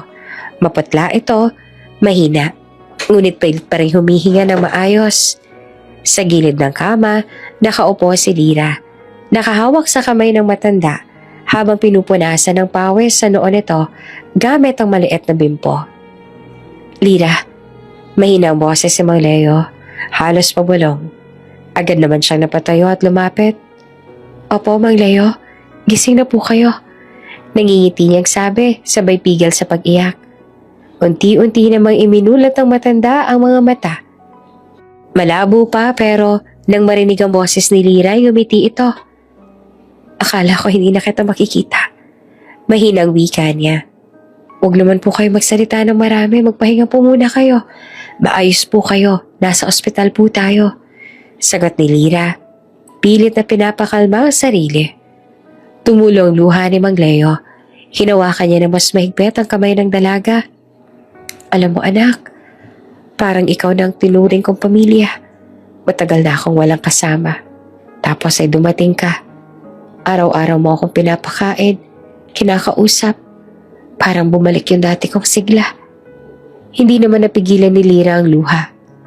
Mang Leo naman, sobra naman kayo magpatawa. Dapat po ang iniisip ninyo ngayon kung paano kayo gagaling agad. Ngumiti naman ang matanda. Hindi ko alam kung bakit ganito kalakas ang loob ko kapag nandyan ka. Pakiramdam ko parang anak talaga kita. Humigpit ang yakap ni Lyra sa kamay ng matanda. Naku, salamat po Mang Leo. Pero huwag po kayo magsalita ng ganyan. Hindi niyo po alam kung gaano niyo ako tinulungan dati. Sa tuwing pagod ako, pag nakikita ko kayo nakangiti kahit gutom, naiisip ko, kung kaya ninyong lumaban, kaya ko rin. Tahimik lamang si Eros sa gilid ng pinto. Pinagmamasdan silang dalawa. Kanina pa siyang nandoon. Bitbit ang isang paper bag ng prutas at mainit na sopas. Hindi niya gustong gambalain ang eksena. Pero, hindi rin niya maalis ang tingin sa kanila. Ibang klase si Lyra. Ang babaeng akala niya dati ay simpleng sekretarya lang, ngayon ay tila may mas malalim na mundo. Isang pusong marunong magmahal nang walang kapalit. Lumapit siya ng marahan, inilapag ang dala sa maliit na mesa. Lyra, tawag niya na mahinahon. Napalingon ang dalaga at agad na tumayo. Sir Eros, pasensya na po. Hindi ko nasabing nandito na pa kayo. Umiling si Eros. Ayos lang, dinalhan ko kayo ng pagkain. Para na din kay Mang Leo. Napangiti naman si Lyra. Salamat po, sir. Hindi niyo na po dapat abalahin ang sarili ninyo. Hindi naman abalang tumulong, sagot ni Eros. Habang inilalapit ang silya at umupo sa tapat ng kama. Kamusta po kayo, Mang Leo? Dahan-dahan siyang tinignan ng matanda. Ikaw pala yung mabait na binata na kasama ni Lyra minsan sa parke. Napangiti si Eros. Opo, ako nga po yun. Mabuti po't gising na kayo. Ay, salamat iho. Alam mo, maswerte si Lyra na may amo siyang kagaya mo. Mahina, ngunit malinaw na sabi ni Mang Leo. Nagkatinginan naman sina Eros at Lyra. Parehong napangiti. Pero halatang mahiya at kilig sa pagitan. Maya-maya, maling nagsalita si Mang Leo. Alam mo, iho, kung may anak akong babae, gusto ko sana. Kasing buti ng puso ni Lyra. Napayo ko si Lyra. Pilit na pinipigilan ng luha. Si Eros naman, parang may tinamaan sa puso. Hindi niya maipaliwanag pero may koneksyon ng mga salitang iyon sa kanya. Habang lumalalim ang gabi, nagpaalam muna si Eros. Lyra, magpapahinga na rin muna ako. Ako nang bahala bukas sa trabaho mo, ha? Sabihin mo na lang kung may kailangan kayo dito. Salamat po, sir. Mahina niyong tugon. Hindi ko po makakalimutan to. Ngumiti rin si Eros bago tumalikod. Pero bago pa siya makalabas ng pinto, narinig niya ulit ang tinig ni Mang Leo. Salamat, iho. Sana wag mo hayaang mag-isang batang yan. Napakabuti ng puso niya, pero madali ring masaktan. Huminto si Eros saglit. Tumingin sa kanila. Sa sandaling iyon, parang may pangako siyang gustong gawin. Hindi man niya sabihin, pero alam niyang gusto niyang protektahan si Lyra. Hindi bilang amo, kundi bilang isang taong tunay na nagmamalasakit. Nang tuluyan na siyang lumabas ng silid, napahawak siya sa dibdib. May kakaibang init sa puso niya at sa gitna ng katahimikan ng ospital, may boses sa loob niya na bumubulong. Hindi lang awa ang nararamdaman mo, Eros. May kakaibang koneksyon kayong tatlo. Ikaw, si Lyra, at ang matandang to. Para hindi lang pagkakataon ang naglapit sa inyo. Sa loob ng silid, nakatulog na si Mang Leo. Mahigpit pa rin ang hawak kay Lyra. Tahimik ang gabi, ngunit ramdam ni Lyra ang bigat ng sandaling iyon. Ang takot na baka mawala sa kanya ang tanging taong naging pamilya. Sa lungsod, habang pinagmamasa ng payapang mukha ng matanda, mahinang bulong niya. Kaya ko to, Mang Leo. Laban tayo, ha? At sa labas ng ospital naman si Eros nakatingala sa langit. Tahimik na nagdasal. Sana gumaling na siya. At sana makilala ko pa ng mas malalim si Lyra. Sa gabing iyon, sa pagitan ng pag-asa at pangamba, unti-unting nabubuo ang koneksyon ng tatlong taong pinagtagpo ng kabutihan. Maagang dumating si Eros sa ospital kinabukasan, dalang ilang papeles at resibo. Pinagkatiwalaan niya ang accounting team na asikasuhin ng mga bayarin ni Mang Leo. Pero gusto niyang personal na siguraduhin na maayos ang lahat. Tahimik ang koridor ng ward habang naglalakad siya papunta sa silid ng matanda. Pagbukas niya ng pinto, nadatnan niya si Lyra na natutulog sa upuan. Nakasandal sa gilid ng kama, hawak pa rin ito ang kamay ni Mang Leo na may mahimbing na natutulog na rin. Napangiti si Eros sa tanawing iyon. May kung anong init sa dibdib niya habang pinagmamasa ng dalawang taong tila matagal nang magkasama. Parang mag-ama. Maingat niyang inilapag ang mga dalang prutas at gamot sa maliit na mesa, tsaka lumapit doon. Doon niya napansin ang relo sa pulso ng matanda. Isang lumang silver wristwatch na agad na kumislap sa ilalim ng ilaw. Napahinto siya. Pamilyar iyon. Masyadong pamilyar. Dati hindi niya napapansin sa matanda kasi laging naka-jacket o di kaya natatakpan. Pero ngayon, bahagya siyang yumuko. Sinilip ng mas maigi. Ang relo ay may maliit na gasgas sa gilid ng salamin at isang ukit na letra na V sa likod ng strap. Eksaktong kapareho ng relong pag-aari ng kanyang ama, si Leonardo Vergara, na nawala 25 taon na ang nakalipas. Hindi. Imposible. Mahina niyang bulong, halos hindi siya makapaniwala. Sinubukan niyang alisin ang kaba sa dibdib. Marami naman sigurong ganitong modelo noon, sabi niya sa isip. Baka kapareho lang ng design, o baka napulot lang. Pero habang tinititigan niya ang relo, parang mas lalo lang lumalakas ang pintig ng puso niya. Hindi niya magpaliwanag kung bakit ganoon. Parang may tinig na bumubulong sa kanya na huwag niya itong baliwalain. Dahan-dahan niyang nilapitan si Lyra. Lyra, tawag niya ng mahina. Nagising ang dalaga at agad na tumayo. Sir Eros, ang aga niyo po. Pasensya na nakatulog ako. Ngumiti lang siya. Okay lang, napuyat ka kagabi. Alam kong pagod ka. Tumingin si Lyra sa matanda. Maayos na po ang lagay niya. Sinabihan ng doktor na stable na daw, pero kailangan pa rin magpahinga. Tumango naman si Eros, ngunit hindi pa rin maalis ang tingin niya sa relo. Hindi niya mapigilang itanong. Lyra, matagal ko nang nakikita na may suot na relo si Mang Leo. Nagulat naman ang dalaga sa tanong, pero hindi rin gumiti. Opo sir, mga 1 taon na siguro niyang suot yan. Simula na makita ko siya sa may parke, bakit po? Umiling si Eros, pilit na tinatago ang tensyon sa mukha. Wala naman. Napansin ko lang yung relo niya, parang luma na pero matibay pa rin. Ngumiti si Lyra. Oo nga po, lagi niyang suot yan kahit minsan sira na raw yung strap. Sabi niya mahalaga raw yan sa kanya kasi bigay daw ng isang matalik na kaibigan. Pero hindi niya na matandaan kung sino. Kasi daw matagal na raw yun. Bahagya namang kinabahan si Eros. Kaibigan daw? O baka pamilya? Hindi na siya nagsalita pa.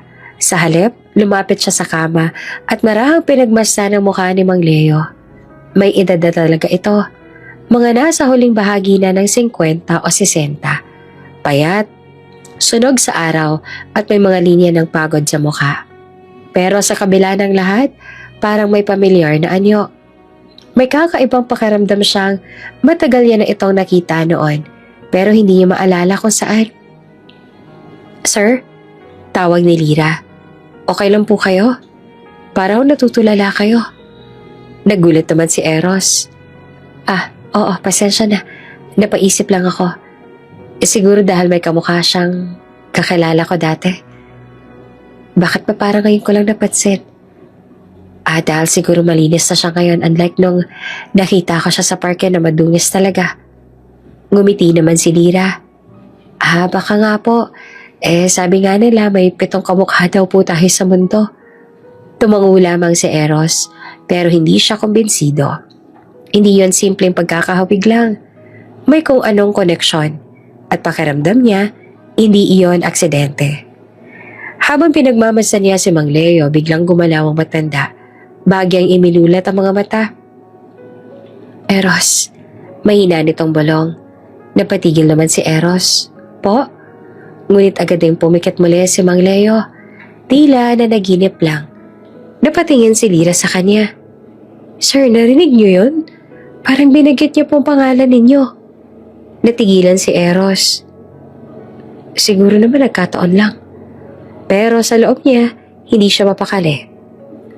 Paano niya nalaman na nandito ako? Lumapit siya at marahang hinawakan ng relo. Pinisel ang lumang strap. Sa likod, naroon pa rin ang malabong ukit ng letrang V.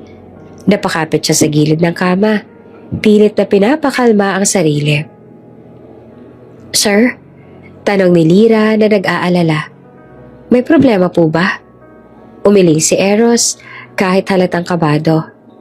Wala. Siguro pagod lang ako. Mauna na akong bumalik sa opisina ha. Tawagan mo lang ako kung may kailangan o kung may pagbabago sa kalagayan niya. Opo sir. Sagot naman ni Lira. Nakangiti pa rin pero nagtataka sa biglang pagkailang ng amo. Paglabas si Eros sa ospital, hindi niya napigilang lumingon muli sa silid. Sa salamin, tanaw niya si Mang Leo na payapang natutulog. Pero sa isip niya, paulit-ulit ang tanong. Bakit suot ng matandang yon ang relo ni Papa? Habang naglalakad siya papunta sa sasakyan, ramdam niya ang bigat ng dibdib. Hindi niya alam kung anong koneksyon meron si Mang Leo sa nakaraan ng pamilya niya. Pero sigurado siya sa isang bagay. Hindi iyon basta-bastang pagkakatulad lang. Tahimik ang ospital ng araw na yon. Maagang dumating si Lira, dala ang lugaw at ilang prutas para kay Mang Leo. Tulog pa ang matanda, kaya dahan-dahan niyang inayos ang kumot at pinunasan ng noon ito. Habang ginagawa niya iyon ay dumating si Eros. Bit-bit ang ilang dokumento mula sa accounting department. Lira, mahinahon niyang sabi. May naayos na akong tulong para sa hospital bills. Hindi mo na kailangang mag-alala sa gastos.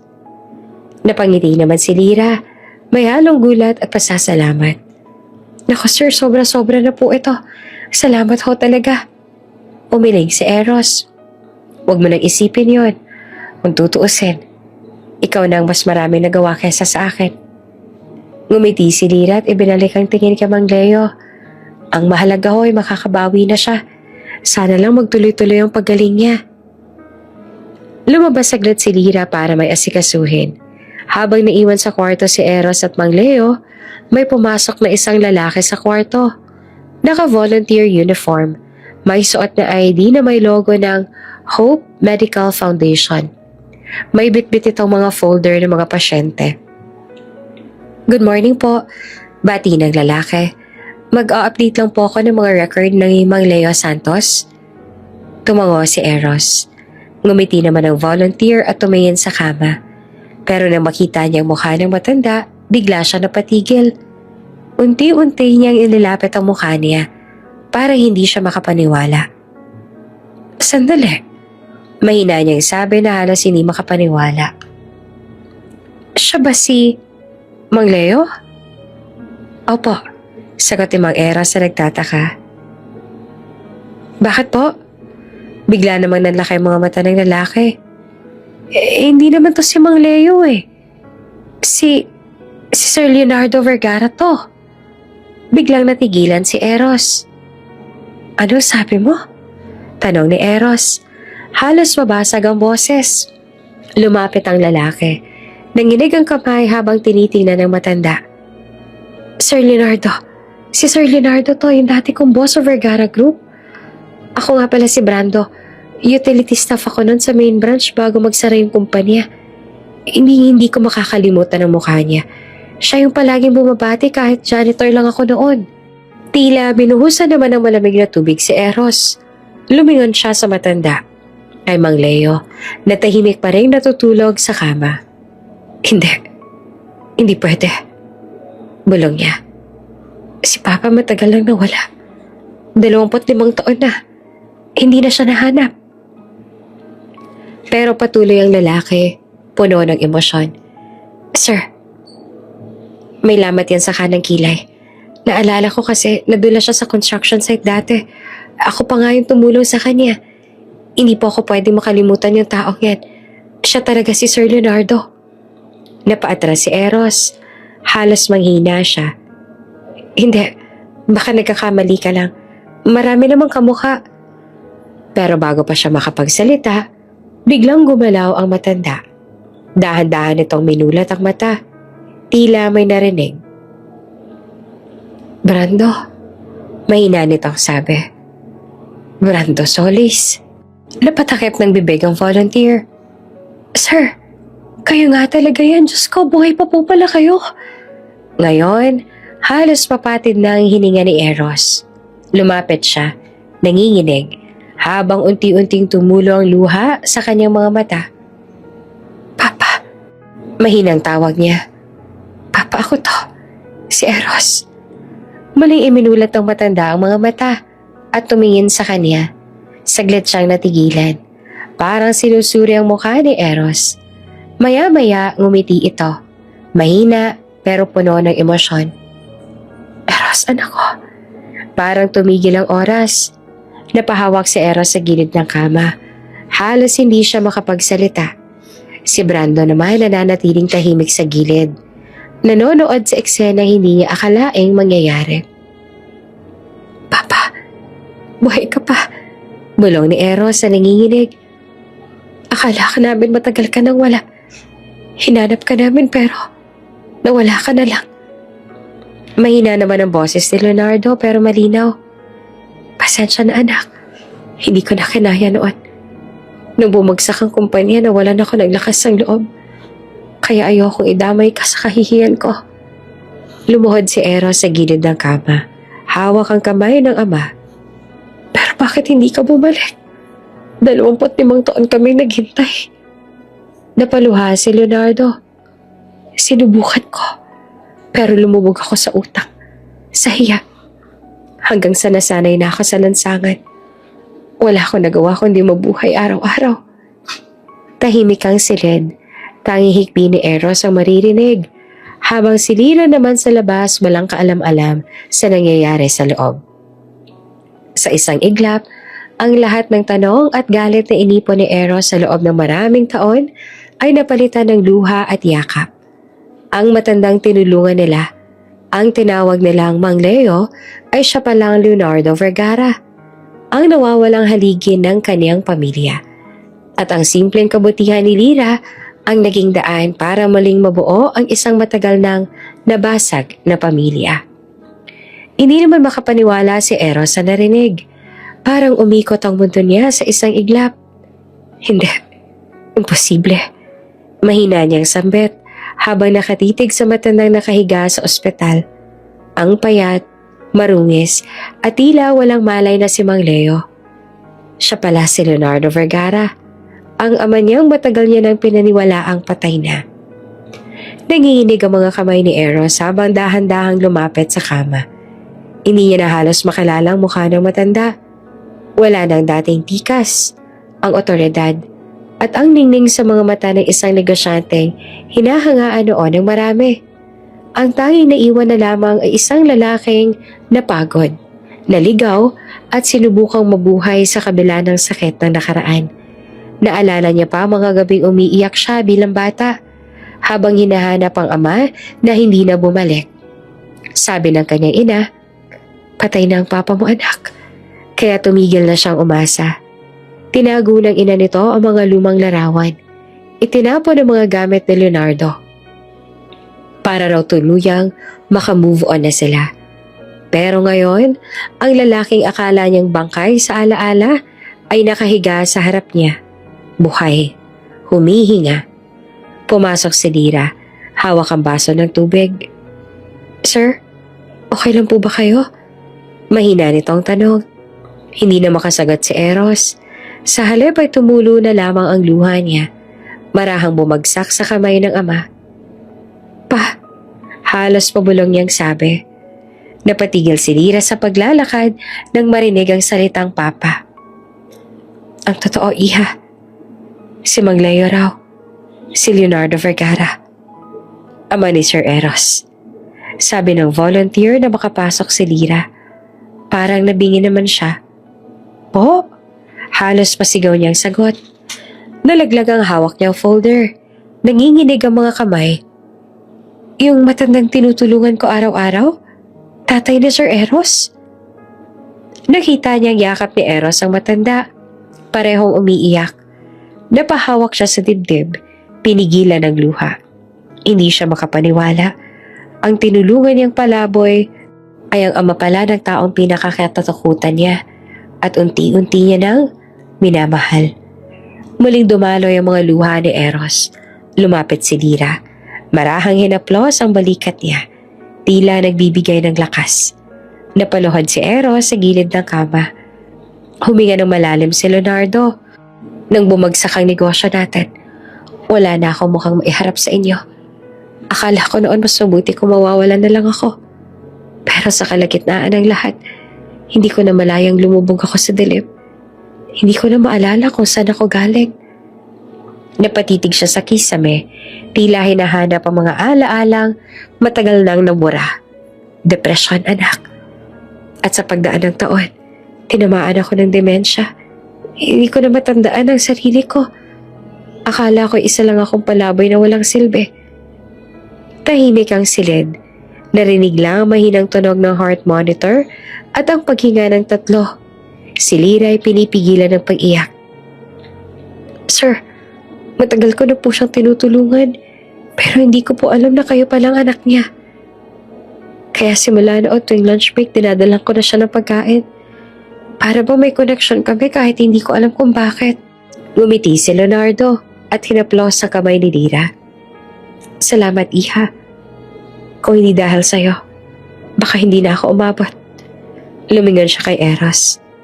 "Anak, salamat at andito ka. Pasensya na kung ngayon lang kita muling nakita at naalala." Hindi na nakatiis si Eros. Niyakap niya ang ama ng mahigpit. "Wala na akong galit pa. Ang mahalaga ay buhay ka. At salamat kay Lira.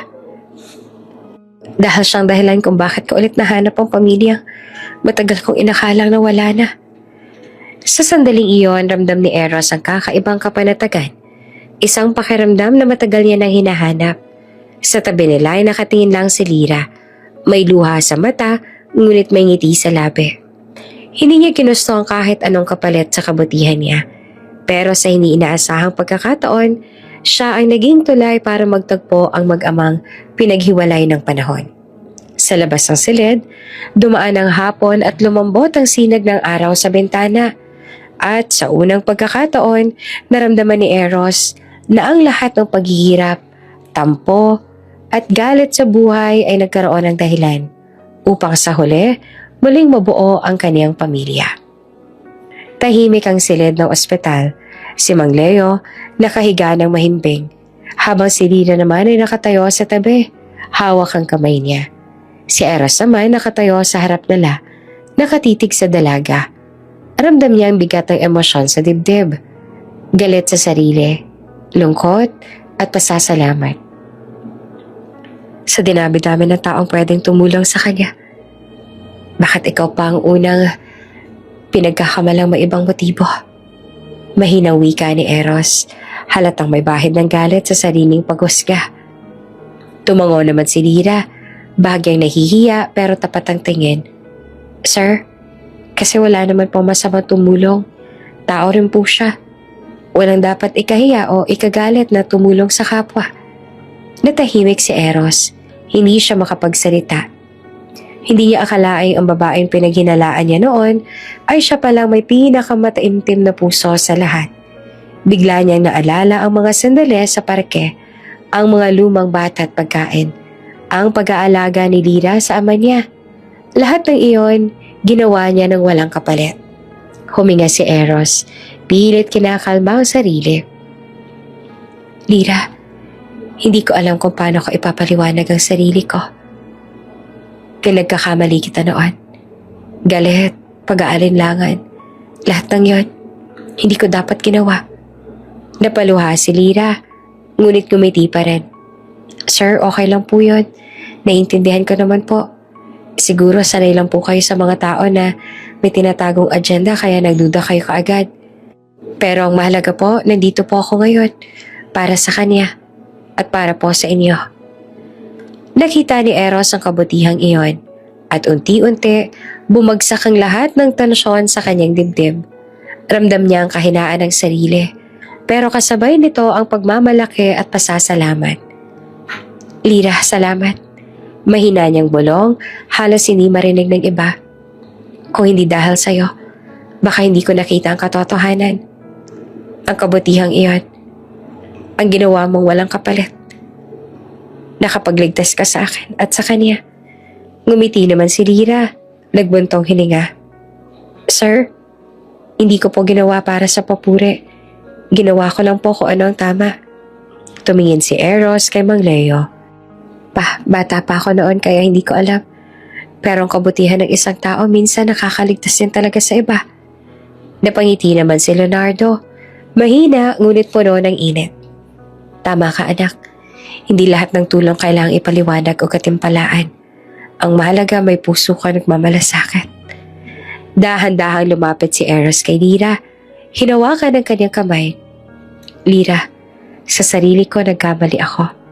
Pero ngayon natutunan ko. Ang tunay na halaga ng kabutihan, nakikita sa mga simpleng bagay. Napangiti si Lyra, umiiyak ng tahimik. Salamat po, sir. Natutuwa po ako at naiintindihan niyo po. Tahimik lang sila ilang sandali. Ramdam ni Eros ang hiya sa sarili. Ngunit kasabay nito, naramdaman niya ang init ng puso. Isang bagong simula ng tiwala at respeto sa babaeng dati niyang pinaghinalaan. Alam mo, Lyra, mahinang sabi ni Eros habang tinitigan ang mata ng dalaga. Hindi lang siya natulungan mo. Ako rin. At siguro sa simpleng kabutihan mo, natutunan kong bumaba sa sariling pride at humingi ng pasensya sa sarili at sa iba. Ngumiti naman si Lyra, bahagyang napapaluha. Sir, minsan po simple lang po ang kailangan. Maging mabuti lang kahit walang nakatingin, kahit walang kapalit. Tao rin po siya, kaya karapat-dapat din po siyang tulungan. Salamat, Lyra. Bulong niya sabay haplos sa kamay ng dalaga. Kung hindi dahil sa'yo, hindi ko malalaman ang tunay na kahalagahan ng lahat.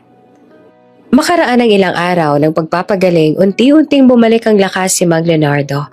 Ang kanyang balat na dating maputla at sunog sa araw ay unti-unti nagkaroon ng kulay. Ang malalim na linya sa mukha niya ay nagsimulang lumiwanag sa tuwing umingiti siya. Isang hapon habang tahimik ang silid ng ospital at ang araw ay nagmumula sa bintana, dahan-dahan niyang binuksan ang mga mata. Tiningnan niya ang paligid. Ang kanyang kamay na hawak ni Lyra at ang mukha ng anak na matagal niyang hinahanap. Eros. Mahina ngunit malinaw ang tinig ni Leonardo.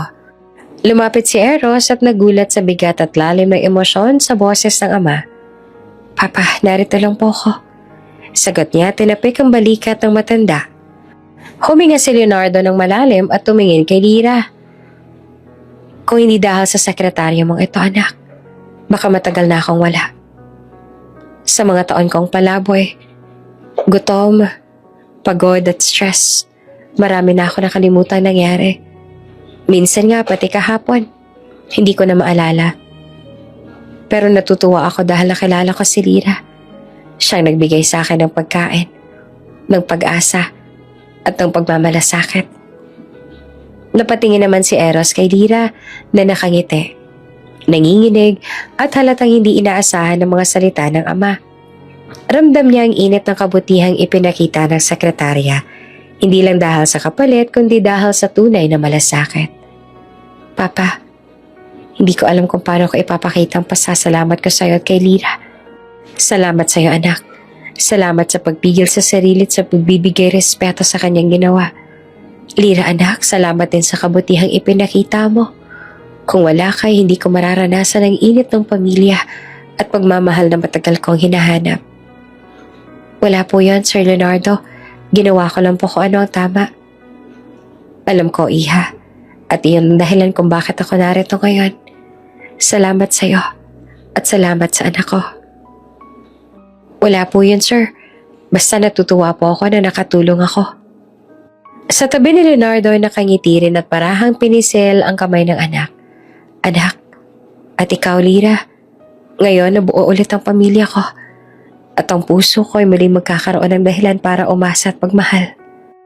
Makaraan ng ilang linggo, unti-unting bumalik sa normal ang buhay sa Vergara Group.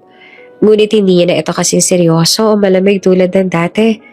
Ang pinakamalaking pagbabago, si Lyra Dizon, ang probinsyanang sekretarya, ay opisyal nang tinanggap bilang espesyal na bahagi ng pamilya ni Eros at ni Leonardo. Isang umaga sa opisina, nakita ni Eros si Lyra na naglalagay ng bagong schedule para sa Project Mang Leo. Isang programang inilunsad nila para matulungan ang mga homeless at matandang lansangan. Dito, ang bawat empleyado ay nag-donate ng pagkain, damit at oras para bumuo ng mas maayos na pamumuhay para sa matatanda. Lumapit si Eros sa tabi ni Lyra, ngumiti at sinabing, Lyra, ang galing mo talaga. Hindi lang sa trabaho kundi sa puso. Salamat ha sa lahat ng ginawa mo. Sir, ginagawa ko lang po tama. Basta po matulungan ng iba, masaya na po ako. Sa kabilang bahagi naman ng opisina, nag-uusap ang ilang empleyado tungkol kay Trixie. Ang dating PR na puno ng inggit at paninira ay nalantad na sa kasinungalingan nito. Ang pekeng larawan na ipinakalat niya laban kay Lyra ay nadiskubre. At dahil sa bigat ng kaso, tinanggal siya sa trabaho. Maraming empleyadong huminga ng ginhawa. Ang katarungan ay nagtagumpay at ang kabutihan naman ni Lyra ang nanaig. Ngunit higit pa sa hustisya, ramdam sa bawat sulok ng opisina ang pagbabago. Ang dating malamig na CEO na si Eros ay mas nakangiti at mas malapit pa sa mga empleyado. Ramdam ng lahat na may inspirasyon sa paligid. Sa tanghalian, dinala ni Lyra si Eros sa rooftop ng opisina. May mga pagkain, mga regalo para sa mga matatanda, at mga liham mula sa ilang empleyado na nag-volunteer sa Project Mang Leo. Sir, tingnan po ninyo, unti-unti na pong lumalaki ang project natin. Sabi niya na puno ng kagalakan. Napatingin naman si Eros sa tanawin. Lyra, ang dami na nating natulungan at dahil sa'yo nagsimula ang lahat. Lyra, anak, hindi mo lang napaligaya ang anak ko kundi pati ako. Sa project na to mararamdaman ng maraming pagmamalasakit at kabutihan ng puso mo. Sa hapon dumating ang ilan pang empleyado upang tulungan si Lyra sa proyekto. May mga dumating na volunteers mula sa labas, pati mga kaibigan ni Eros at Leonardo. Ang silid na dati punong-puno ng trabaho at stress ay napuno ng tawanan, kwentuhan at saya. Hindi naglaon, naging malinaw kay Eros na ang pamilya niya ay hindi lang binubuo ng dugo, kundi ng mga taong may puso at malasakit. At si Lyra ay isa sa pinakamahalagang miyembro nito. Hindi lamang siya sekretarya, siya ay naging inspirasyon, tulay ng kabutihan, at simbolo ng bagong simula para sa kanilang pamilya. Naglakad silang tatlo papunta sa isang payak na bench sa gilid ng parke. Umupo sila na magkatabi. Lyra, wika ni Eros. Hindi lang ikaw ang naging inspirasyon sa akin, kundi sa buong kumpanya. Ang kabutihan mo ay nagbukas sa mga mata namin, lalo na ng mga bagay na hindi mahalaga, mga kayamanan, posesyon o inggit. Ang mahalaga ay ang puso, at dahil doon nabuong muli ang pamilya namin. Salamat din po, Sir Leonardo, sa pagkakataong nakilala ko po kayo at tulungan. Hindi ko po ginawa para sa kapalit pero masaya po ako na naging bahagi ako ng kwento ninyo. Tumango naman si Leonardo. Anak, iha, ang tunay na kayamanan sa buhay hindi nasusukat sa pera o posesyon.